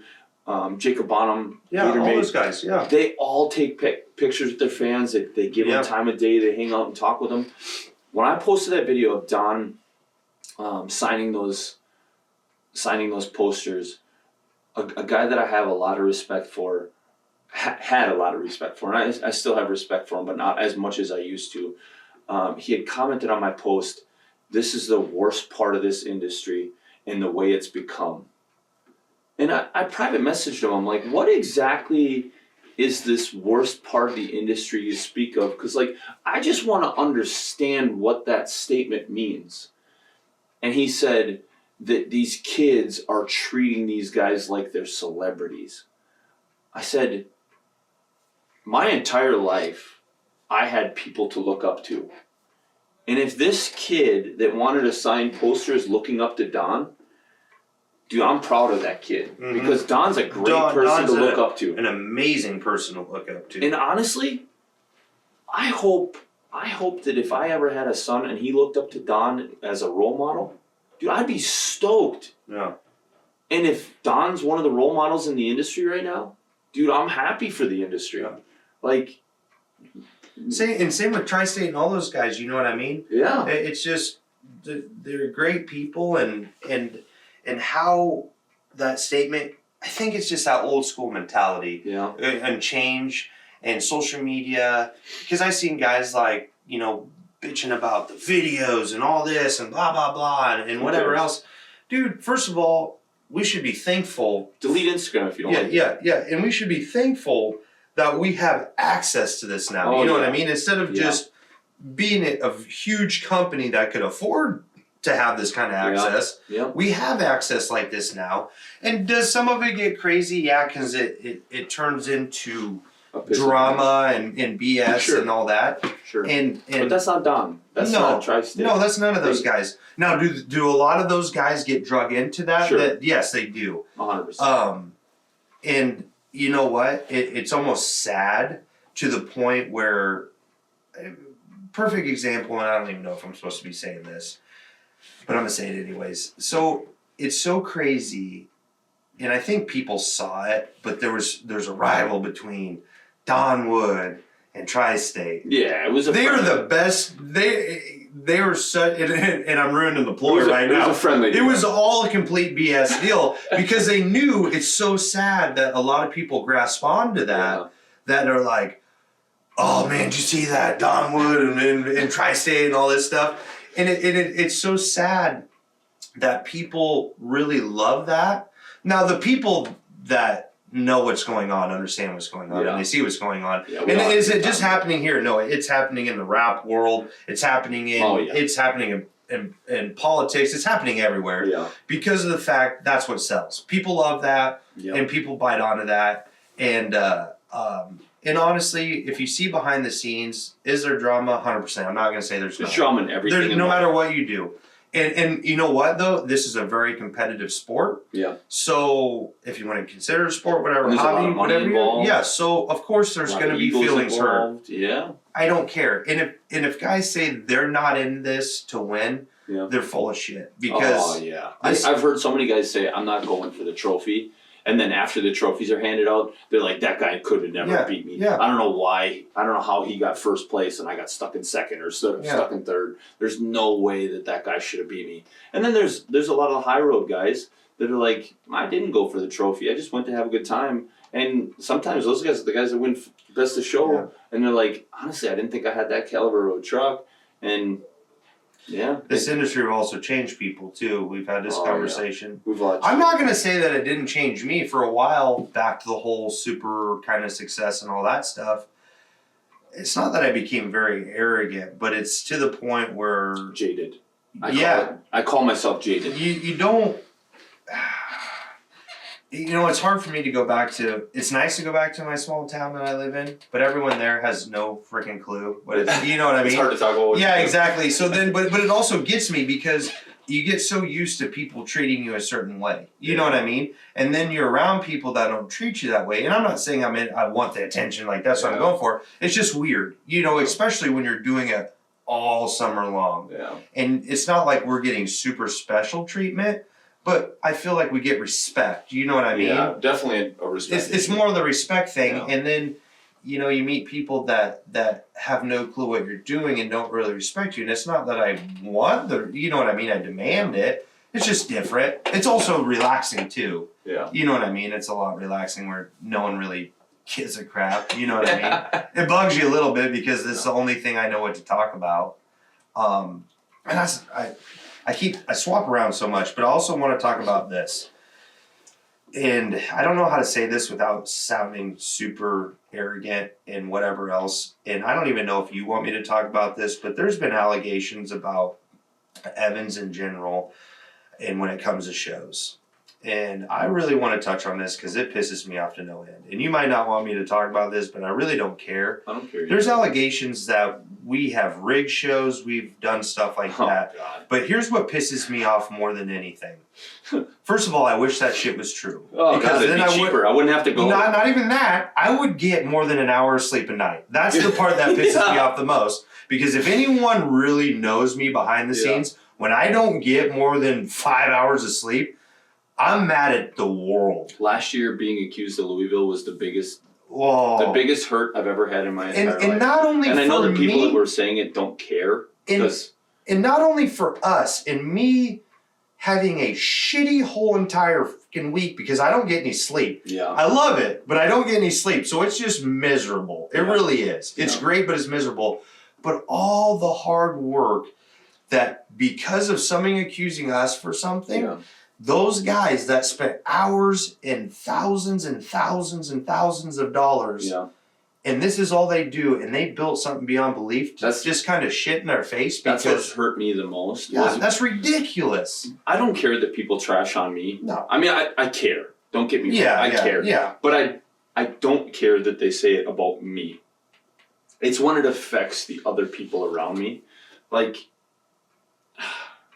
the person that said it last year, if you looked at not just his truck, but his work ethic while he was there at Louisville. 100%.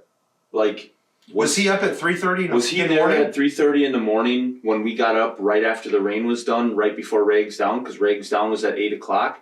When we walked over past that truck, and we were wiping down one of our other guys that was part of our team that we were helping wipe his truck down. We were still wiping on him at 7:30, 8 o'clock, because we had been there since 3:30. Our whole team was there at 3:30. Our entire crew was there at 3:30. You don't have to remind me. I was pissed. Yeah, I know. There. I know you were. I'm surprised I wasn't screaming at everybody. And that guy didn't show up until 7:30 to give it a quick watershed. Not a detail, just a quick wipe the water off so that it wasn't spotted for judging. Like, that drives me crazy, because when you say that I rigged the show, when it's not possible. First and foremost, there are far bigger sponsors of this show than me.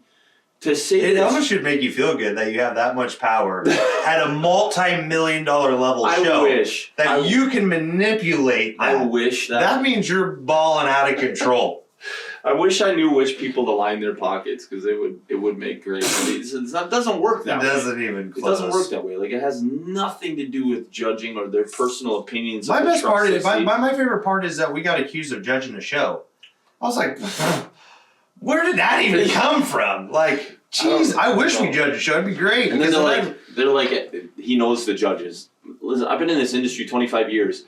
Honestly, most of the people that are showing know the judges. Yeah. Because they're the people in the industry. Yeah. Like, they're drivers. Yeah, they're drivers. They're people we know. It drives me nuts. Oh my God, it drives me crazy. But at the same time, it pissed me off more that by saying that, it took it away from the people that worked their tail off to build their truck, to get it to the level it was at, and to say that I rigged it so that they could win, took away all the validation of all of their hard work. Yeah. And that's all their sacrifice that they sacrificed for that truck. And I'm not saying the person making the allegation didn't sacrifice some of his own stuff too. I'm sure he did. Yeah. But to say that and feel like that was a okay thing to say, knowing that the guys that had won are going to have to hear this, and not that they believed it in any sense of the term, but it kind of shits in their bed a little bit of, they put in a ton of work. Like, yeah, we polished it. They put in more work in their truck than we put in their truck. Oh, 100%. Yeah, no, 100%. I tell people that all the time, like, listen, when trophies are handed out, we always go and thank everybody. We have them by the booth so that they can take pictures, that kind of stuff. And we always sit and talk with them, and I'm always like, so grateful that these truck drivers let us be a part of their life, because we're a part of their life. Jimmy Gansky was in my shop last year before Louisville. I think he was here 4, maybe 5 days. He lived at my house because he lives an hour and a half, almost 2 hours away. He was underneath his truck degreasing it while I was polishing his wheels inside and out. And then when I was done polishing his wheels inside out every afternoon, I was helping him clean his truck. And Jimmy and I were here 14 to 16 hours a day. We'd shower, we'd go to the house, we'd eat, he'd sleep at my house in the spare room, the one that you're in this week, and then we'd come back and do it again tomorrow. And Jimmy was here hands-on the entire time. It wasn't like he just sat here and paid the bill, because he doesn't got an unlimited budget to just throw 10 grand at me to do the full detail myself. Like, he was here helping me with it the entire time. And so for him to hear that I rigged the show so that he could win was like, it's unfair to him. 100%. From me, it was unfair to him. It's unfair to all of them. I know he didn't look at it that way, and I'm glad he didn't. But it makes me feel bad for everybody else that they have to hear this from somebody else when it's so far from the truth. Like, it's not even remotely true. And I know one of these years we're gonna get stuck to us that I feel bad for somebody that they're gonna end up losing at some point in time because somebody's gonna prove a point that Evans shouldn't win anything. And I feel terrible for whoever is with us that year that happens, because I feel like sooner or later some show's gonna have to prove a point and just stick it to us. And last year we did get it stuck to us. I mean, there was a lot of stuff that happened last year that I'd really care not to digress about, because it was a bunch of drama for nothing. A couple guys barking, thinking that they knew what was going on because they felt like they were better than everybody else, and it stirred up a bunch of drama, and it spilled over into our personal lives. And it is what it is. But honestly, if there's a way to rig a show, somebody please tell me, because I would love to. Yeah, I would too, because I'd sleep. I would love to start sleeping 8 hours a night during show week. Last year we were. To be honest with you, I wouldn't even show up. Like, I'm not saying I don't enjoy it, but I'd be like, I'll go make $1,000 a day instead of you know what I mean, breaking even. If I had to pay to win, I wouldn't go. Last year, Louisville, we made $55,000 in 9 days between that was selling our product in the booth and polishing, right? So $55,000. That's so much money. No, but I know. But now a lot of money in 10 days. Goes right? back to when you start breaking it down. Between housing everybody, the Airbnb and the hotel rooms, food, paying for our booth, the fuel to get my semi there, the fuel to get my pickup there, my trailers, all the product we took. Now, we took the 800 propane tanks we used to heat the frickin' to heat the trailer. Yeah. The countless towels and detail rags and all the stuff we used. We used, I think, 4 cases of towels last year because it was raining nonstop, and we literally just were blowing through towels like crazy. I calculated out what last year cost, and we made $55,000 in 9 days, and it cost me $45,000 to be there for the week. It cost me $45,000 to be there for the week. Yeah. So we made 10 grand in 9 days. No, the extra 5 grand was so everyone won. Yeah. That's where the other 5 grand. Yeah. So yeah, we actually only made 5 grand. Yeah. No, that 10 grand in 9 days, like I said, if you break that down, my shop does minimum 2 grand a day just to break even. Yeah. And honestly, most days in the spring and summer, we can do 3 to 4 grand a day hustling. And I made $1 grand a day to be down there. Like, to get accused of rigging the show. Yeah, like, is that worth it? No, it wasn't worth it, but I love the show. I still think it's the most prestigious show in the country, and I think it's got the highest caliber of trucks. It's the highest competition I think there is in the country still, and I love competing on that ground. I don't go in every year thinking we're going to win best of show and everything. Last year we got 5 best of shows out of 6. We didn't have anything in the 6 class. Yeah. So to me that was kind of cool. I have never won in all of my years of going to Louisville, all 12 years. I've never won anything in best of show, limited mileage, no miles, bobtail.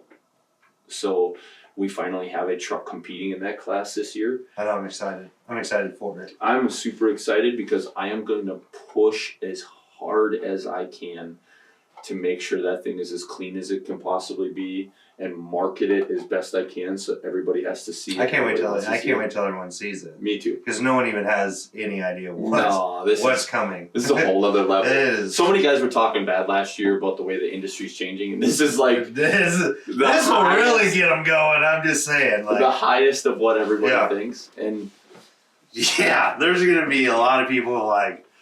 just mad. I just can't believe. Like, I can't wait. Even the some guys involved that are gonna be on the phone, and be like, "We need more, more." Yeah, like you didn't think you could do more. You can do more. But wait, there's more. It just, I say that every year. Just like Billy Mays. yeah, just like like Never Satisfied, man. That was like the hottest truck at the time when I really got into this stuff big. And I remember telling Jamie, I'm like, I don't know how you could ever. I'm not taking anything away from Never Satisfied. Yeah. That is an absolutely gorgeous built Yeah. truck, amazing truck. But then you see like Don Wood, you know what I Yeah. mean, and Chad Sand, Yeah, and then now you see what's coming, yeah. and you're like, whoa, like because I didn't think you could really get past those Yeah. two. You know what I mean? Like Yeah. they just pushed it even further. You know what I mean? And I remember when I first seen Don Wood's truck, I was like, I remember when you first saw it, you called me, and all I remember you saying is this: I can't send you any pictures. I can't tell you what is done to it. But you were never, and I'm like, and I honestly got to. This thing If was Jamie's like- watching this, this is what exactly I said.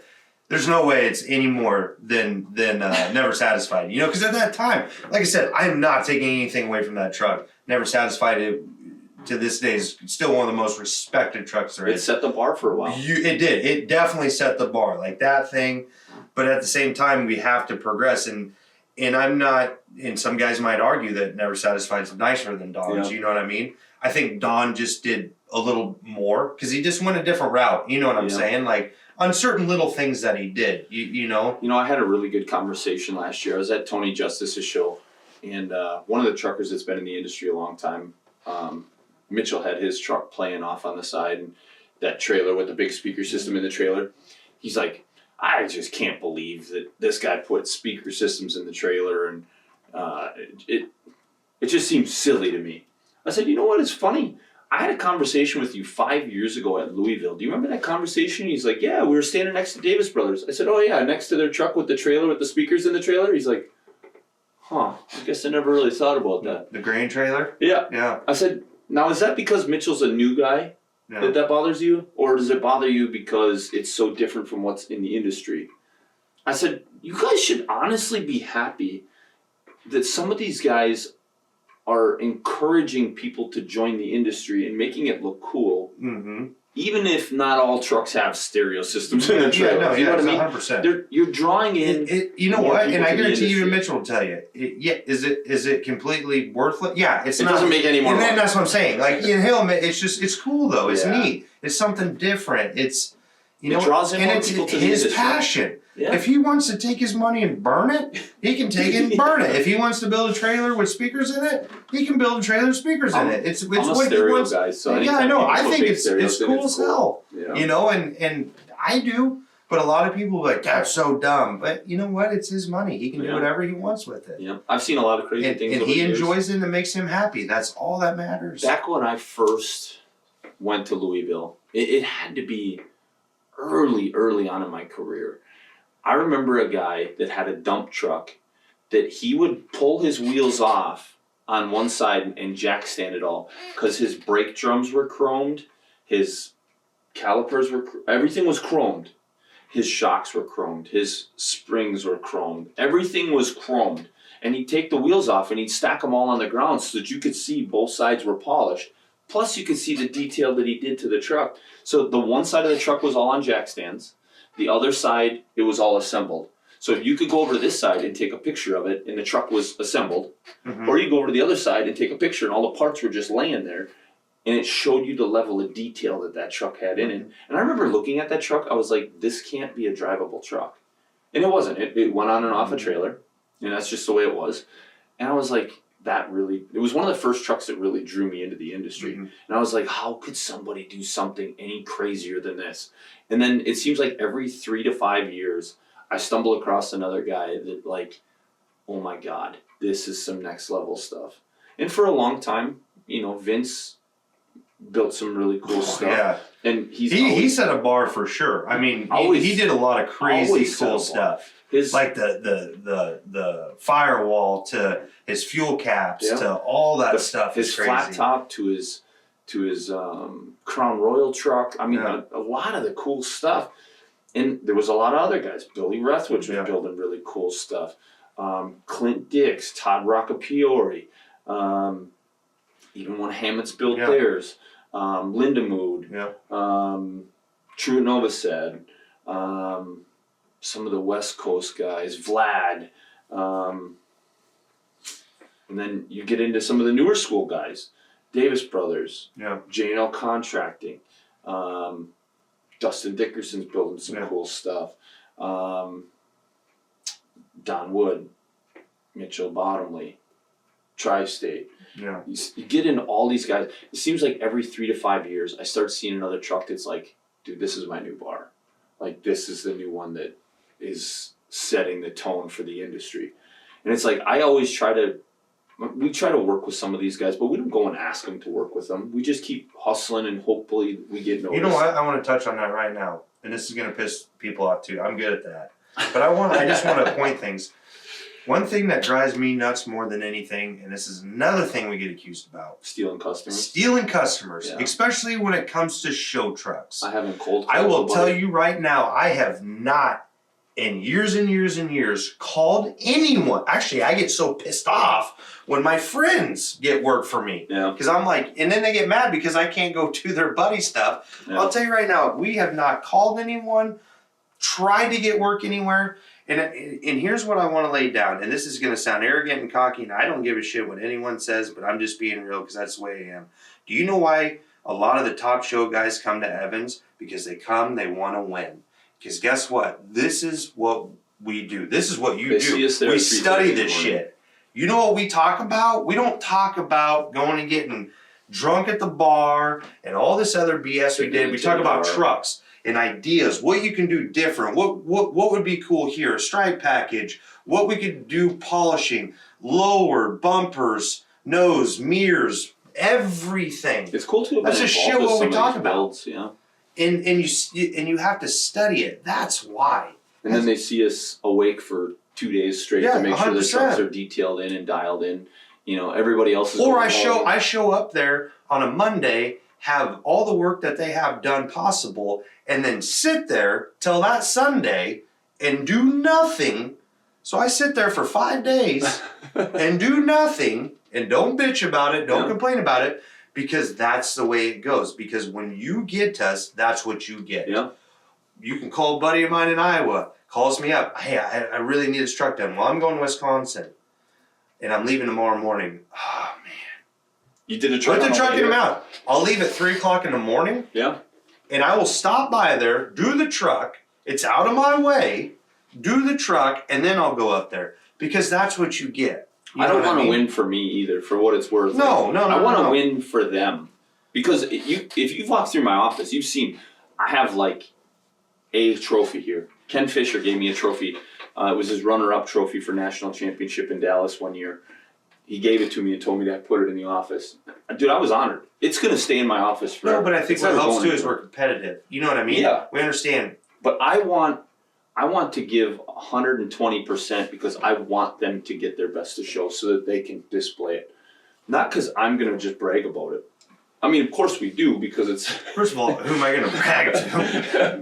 my wife, kids? My wife when I get home. My kids?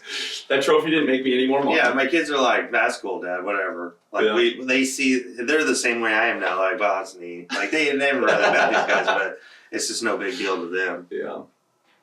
So... But no, that drives me nuts, so because we get a lot of that too, that we bully our way into everything and whatever else. I will tell you right now, I have never called anybody to ask them. You know what? Actually, I take that back. Long enough that they called me. The last time I made a phone call to try to get work, I'll be 100% with you, is I called, and the only reason why I called because I knew they needed someone. And I had heard they wanted us to call them, and that was Farmers Oil. That was the last company that I did not do work for, that I called. And I did not call to beg them for work. I just knew they needed somebody. Yeah. And so I called them to let them know, and then they ended up getting it figured out. We didn't even do the work, so it is what it is. Yep. That is the last time. And that was back. Keenan worked for me then. Yeah, that was a while ago. So how many years ago that I was? remember it, yeah, because you called me and you were excited. You were Yeah. like, "Hey, we could go do some farmer stuff." We thought about it, yeah, and we never did. So that's, I mean, it's awesome they got it taken care of. Yeah, 100%. Because at the end of the day, that's all that matters, you know, is they get it taken care of. But But a lot of guys start seeing too, like when they're at the shows and they see us running from one truck to the next, even when it's not a rush. I know, but people don't see that shit on the internet. All they see is Evan has this truck, Yeah, won all these won. trophies. Yeah, They don't yeah. understand that. They don't understand if they come to the shows, they don't see us there at 3 o'clock in the morning Yeah. and stay there till 1 o'clock in the morning Yeah. and then go home and get 1 hour of sleep and then show up Go back another and do it all time over again. and do it for a whole entire week straight. Or the times, like I said, nobody knew that I had driven down somewhere 13 hours away, and it wasn't that company's fault. It was a whole big deal. There was a lot of things that happened in that time. And did I say, like, guys, seriously, I gotta go? You know what I mean? Like, no. I go back we sat there, we waited, and we got it done. Nobody was pissed. They were worried we were pissed. I was never pissed. You know, and that's what happens. I go back to last year, Louisville, as the example of what should be done, right? So there's always dust in the air in Louisville, Kentucky. Mm-hmm. And it rained off and on 7 times that day. And literally, we were opening hoods, wiping, the rain would come through, we'd close the hood, open it back up again after it was done, dry everything off, start wiping again, laying in water, whatever. And I remember after like the 3rd rainstorm went through, I walked around that lot, 85-90% of the people that should have been there wiping on their trucks left because they were like, it's going to continue to rain all afternoon. Seriously, it doesn't pay for us to wipe on our trucks. I'm like, dude, tomorrow is rigs down. Mm-hmm. I will wipe in the rain as long as I have to because this has to be done. Like 100%. we can't not have it right. We can't have water spots. We can't have any of this shit. You know what I mean? This is all going to And be if you taken get rain care of. on top of that dust and you let it set one time and dry, you're gonna have mud rings. Yep. You know how hard it is to get mud rings off the top And not scratch shit out of the paint? and not scratch the paint? Dude, we wiped Don Wood's truck 7 times or 8 times last year? Yeah, I don't know. It was a lot. It was a lot. And not just like part of his truck and trailer, tarp included, drying everything off. Tri-State, we wiped them 8 times. Jimmy Gansky, Chad But Sands. and I want to clarify on that too. Not only did we wipe on it, They but wiped on it. so did their wives, helpers, everything. Yeah. And Tri-State had a whole crew. Yeah, no. Here, I want to clarify something because I heard this story. This is another off topic, but I have to tell this damn story because I hear crazy shit all the time. It's funny how much stuff is made up. So I hear the story that Don Wood had a crew come down a week before and they put a wood floor, a real wood floor, wasn't even laminated wood floor, a real wood floor down so he could park there. And I was like, first of all, my favorite part That of this was Tri-State. No, here. My favorite part of this whole story is the guy telling me the story, then is arguing with me that I don't know what the hell I'm talking about.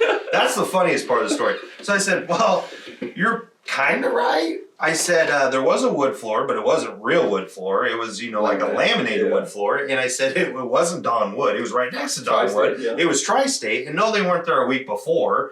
They were, well, kind of, I guess. You know what I mean? They were a week. Yeah, I guess, whatever. But it's crazy to hear shit like that. And I'm like, that obviously that story's going around somewhere and it's not even true. Another story I want to touch on real quick too. And this is in Texas, and obviously Texas is no longer. But we were down in Texas. I was over by J&L's truck. For Gats. Yeah, and I told Jamie this story. I told all those guys this story. So I'm standing by their truck. They just got it wasn't Randy's truck. What's his name? Doug. It was Doug's truck. Yeah, it was Doug's truck. What was that truck called? I can't remember what it's called. Anyways, they just gotten it done. They were taking it down. I think they debuted it down there maybe. I don't remember. The white one? Yeah. Yeah. But anyways, so it was down there. And I'm not making this shit up. This is serious. And this is the craziest part is the guy telling the story was so serious that I almost believed it. And I know the truth. So I'm standing there because Tim Cody's truck was right behind him, Yep. and we had to do a buttload of work to Tim Yeah, he Cody's had an truck oil leak. because he had oil everywhere. It was a mess. But anyways, it was terrible. But anyways, but I'm standing right over there, and I hear this guy explaining to another guy that Jamie hires these guys to drive these show trucks, pays them. He even had a number. This is the best part. A dollar amount? Nope. Yeah, pays them $100,000 a year. Shoot. And all they do is drive the show trucks and deliver the show trucks they don't drive to the shows. I'm like, first of all, J&L has one fucking truck here. They didn't deliver anymore. But and then I'm listening to it, and he is so serious. Like, he heard this straight from Jamie's mouth, telling him that he pays these guys $100,000 a year. They drive these show trucks to all these shows, advertising for the company. And the guy wasn't even pissed about it. He wasn't talking shit because he's like, it's a brilliant marketing plan. And I'm like, that is the worst marketing plan I've ever heard in my life. You know how much money you'd be losing? Money losing Jesus. And I remember telling Jamie's like, I wish I had that kind of money that I could pay these guys $100,000 a year. You know what? To deliver these trucks to shows. You and I should come up with like a ridiculous story at every show Oh my gosh. and just pick one of our guys and just talk shit the whole time. Yeah. And just let them know that we're going Yeah. to make up some stories about them. And just see how long it takes to get back. It's crazy. Because it's just funny to me. Like, It is. It's unreal. Like, just even some of the stories I've heard about the whole Evans business, and I'm like, a lot of it. I'm like, I wish they were true. I wish I was involved in that. Like, I really wish we had done that because that would be really badass. It sounds like a actually. fun time. Yeah, like, spending this much money to do this or doing this and blah blah blah. And I'm like, first of all, none of that is even remotely true. Yeah. Just some of the stuff you hear and what people think and it's cool. I guess it's cool because, like, I don't know, like, it's wild. It's not cool, I should say, but it's funny. But It's comical. it is. It's crazy, and how serious. Like I said, that guy sat and argued with me that no, it was Don Wood's guys. And it was a real wood floor and all this stuff. And I'm like, dude. I'd have just taken out the picture. No, I did. I was showing him videos. I was like, what? I was there. There's foam under Yeah, I was freaking there, it dude. was race flooring. Yeah, like, I was there. Oh my God, man. Oh, And then, like I said, the best part is he had the audacity to sit and argue with me about it. And I'm like, I was freaking there, dude. he's one of our customers. I know both of them extremely. You want me to call both? I'll get them on a conference call right now. Don and Troy. They'll tell you the same story. God dang. I was like, this is nuts. And You can't win sometimes. no, and it is just funny because that guy wasn't really talking shit, but he kind of was. You know what I Yeah. mean? Like, Yeah. and I could have let it go, but I was like, and I wasn't trying to be argumentative with him. I was just telling him, like, no, that's not totally true. Yeah. You know, it was actually Tri-State, and it was a cool touch they did. Yeah. There's some straight showman stuff, you know, the wood yeah. floor. And for them They to be they said they'd never do it again, you and know. for them to be as early in their career as they Yeah. are with the show polishing, the show trucking stuff, honestly, they're headed in a cool place. I Oh, hope man. they stick with it. I really do. They're But so good at marketing. They're Yeah. great at it. and they're good for the industry. They are. They're putting good out for the industry, and I hope they stick with it. But honestly, seriously, it's I miss the days of guys rolling out carpet to park on and glitters. I'm over the glitter. Like, everybody puts glitter underneath their trucks Yeah. and stuff. Like, I don't care. You can do you, but it's not my thing. I hate walking through all that glitter and getting it all stuck Yeah, in my say shoes. gets on your shoes, your pants, yeah, whatever. But the guys putting carpet and the Tri-State putting wood floor down with their logo in front, so when people Yeah. took pictures, their logo was there. Like, dude, that stuff was cool. Like, Yeah. that's showmanship. Yeah. And I really look forward Even to Don Wood said it. He's like, it threw me off a little bit because that was some showman That was stuff. good. Yeah, that was good. That's That was a stuff. good touch. You know Yeah. what I mean? The wood floor and Yeah. all that. That was cool. You know. Yep. And I remember them going, "We're never doing that again." Like, that was such a pain in the butt. You watch next year; they're gonna have like a marble floor out Yeah. there. Those guys are crazy. They're they got a lot of big stuff coming up too. I mean, those boys are. Oh, dude, I'm telling you that. and I'm not- excited for them for Louisville this year. No, I am super excited. And you know what's crazy is God dang it, where was I going to go with this? We were just talking. We were talking about Tri-State. Excited for them this year. Yeah, excited for them. I don't know what I was gonna say. I'm lost now. I got so much crap in my head. No, I hope they do good. I do too. And they've been so good to us. And no, this is what I was gonna say. Back when I was saying, it's gotten crazy at Louisville, and you started talking about the numbers wise, but also what I was referring to is people don't understand this year the caliber.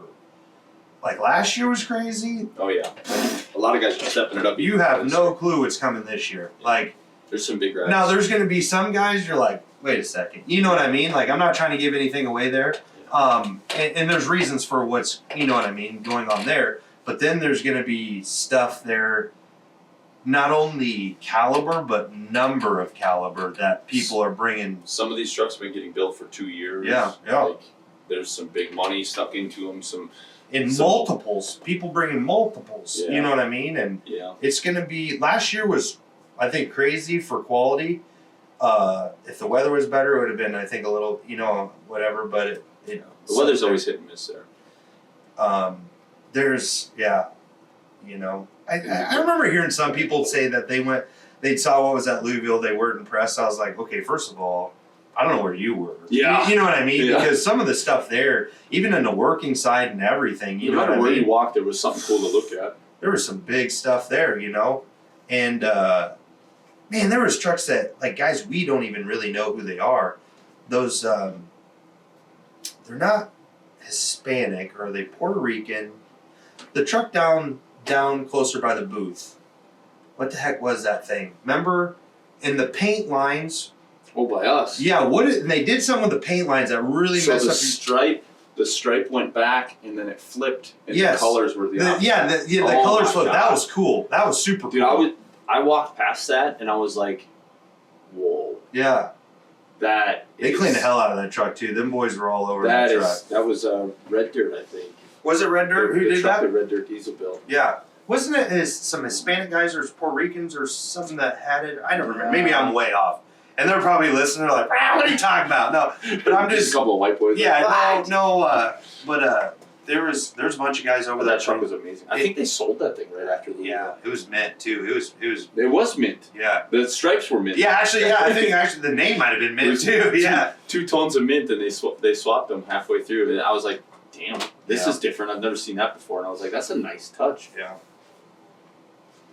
Yeah, I think there's a lot of stuff that's going to be there this year that's been so hidden too. I'm hoping to do another podcast like this after Louisville. Once we get down there and we see everything, and after Reg's down, get everybody together and sit down with a couple guys and just shoot the breeze and just kind of talk about some of the stuff that was there. I think it'd be a good time. But I just hope to God that it's warmer this year. Not raining. Actually, you know what? It can still be cold. I'd like it to be warmer once. I wish it was warmer too, but if I have to ask for anything, just no rain, please. Just 70s. Just 70s is all I want. I don't need it hot. It's hot sucks when you're No working. snow, no rain. Okay, we're all right. Yeah, that'd be great. Because otherwise, and no tearing down a baseball stadium. That's gone. So No, I know, but I'm saying like that sucked.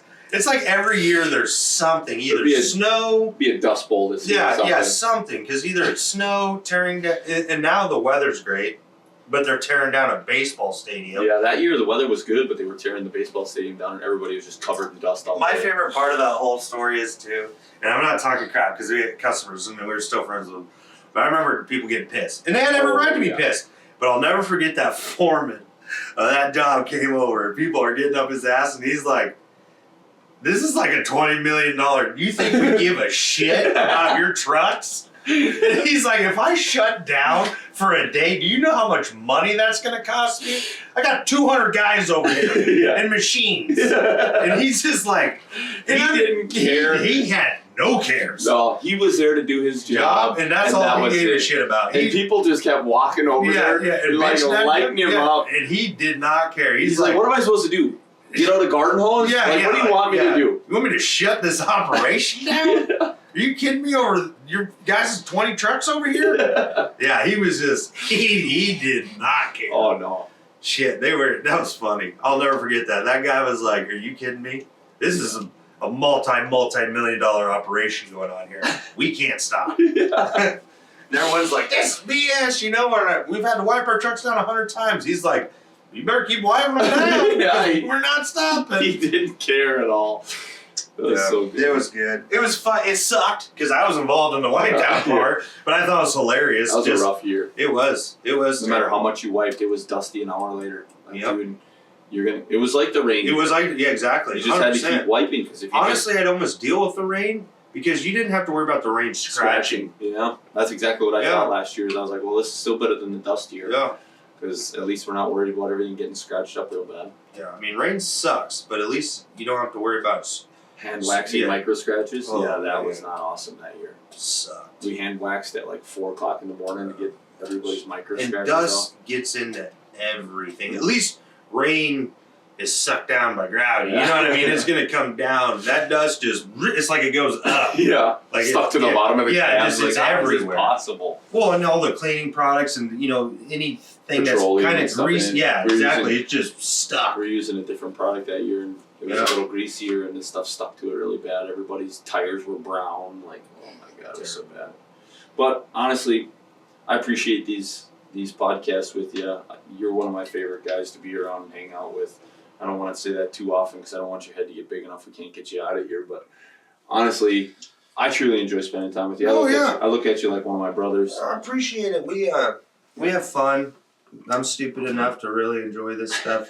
I'm not saying I don't bitch about it. Anyone's ever been around me, I bitch about it all the time. About their job. Dude, you can ask any of my customers. You ask them, they're like, Zach, I thought you weren't doing any shows next year. Yeah, I've said it every year. I say it every year too. Every winter. I also say I'm not going to be polishing next year, so don't plan on calling me. And they're all like, okay. I think they took it serious once, and that was like 2 years ago. And then now they're just like, he says it every year. He'd call him next year. He'll be polishing. I say it every Christmas. I'm like, you know what? Maybe I should just hang it up. I'm done. Get a regular job. Yep. Go work for somebody. Something. I'd miss it. I would too.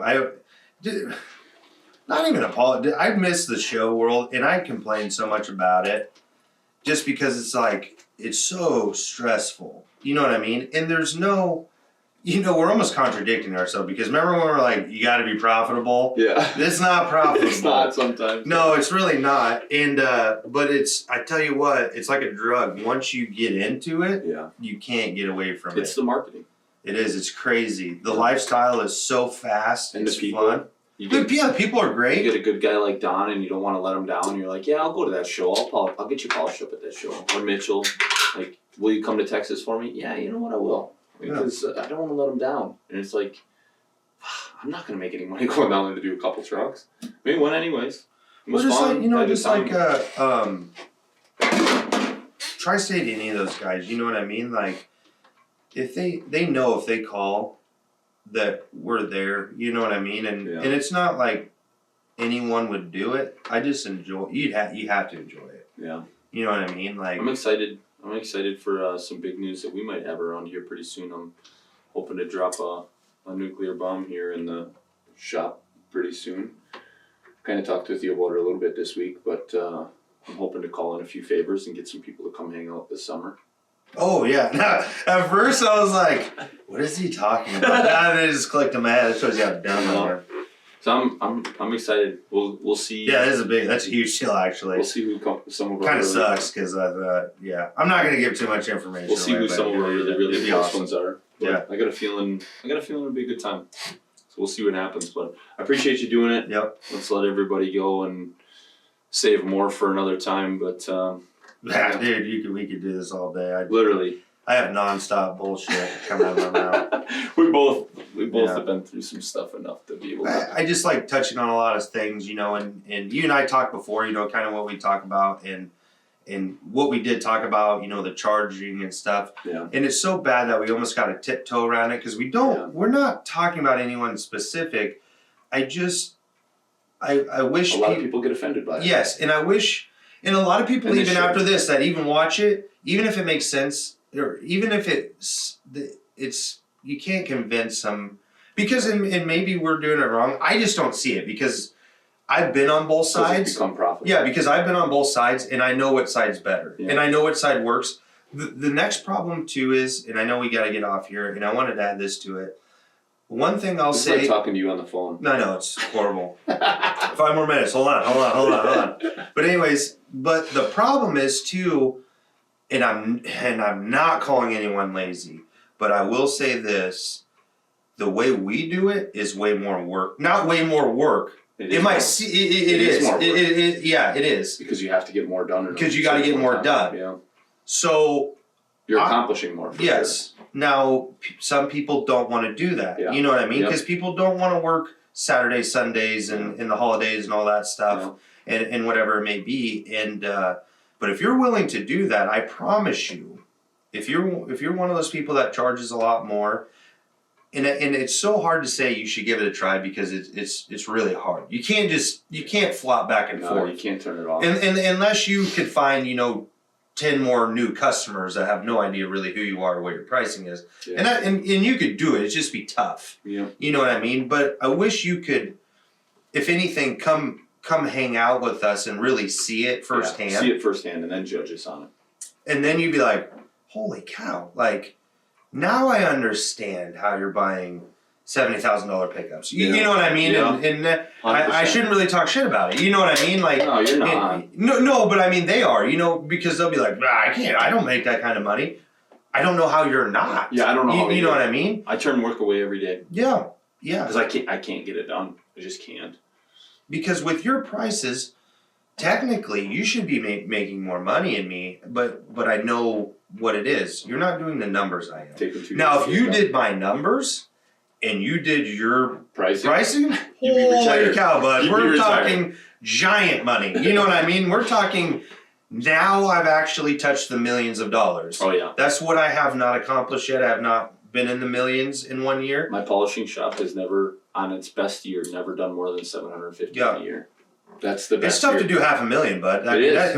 It is. It hurts. I had 4 guys that year, and we did $750. That was the biggest number I've ever gotten to. And even then, I didn't have any extra money in the bank. Like I had enough to cover my salary, but it was crazy. And you know what sucks too is trying to push even with 2 to 3 guys to get $500,000.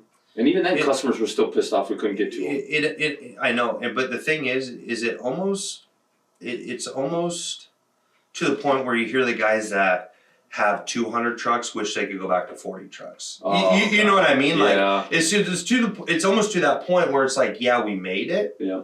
But at the same time, I need to scale it back. We need to scale it back because it just doesn't make any sense. So you that's know what I mean? one thing I wanted to touch on at the end is now that it's become profitable, now I need it to be livable. Yeah. Yep. Like I can't keep going. We can't sustain this forever. At this. At this level, at this rate for that long. Like you have to find a way that it's livable, that you can manage your body because your shoulders are throwing out, your back's going out, your knees are going out, your eyesight's leaving. Everything's just going out. Everything's going back. But all right, well, let's save some more for the next one, and okay. I'm gonna cut you off this time. Yeah, it's not happening. You stay classy, San Diego. No, yeah. We'll see you guys later. We'll see you after Matt's. Yeah. Come find us at Matt's. It'll be a good time. Don't find me at Matt. Depending on what day. Like if it's towards the end, maybe, but not in the beginning because I'm not gonna talk to you. Don't come on Rags Down Day, which is Thursday. Come on like Friday or Saturday. I'm gonna be super pissed. When you get some we get some sleep Thursday night or Friday night. Yeah.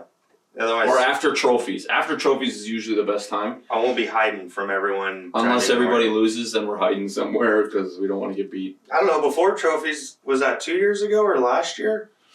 I crawled into some conference room where there's. I don't even know where it was, and I fell asleep in there. That was last year. Fuckers left me in there, and I woke up and there's just random people in there, and I'm like, what the hell? Oh no! Everybody's over at trophies, and I'm sleeping in someone's conference room. That was neat. That was last year. All right, let's go home and get some to eat. See you guys. See you guys.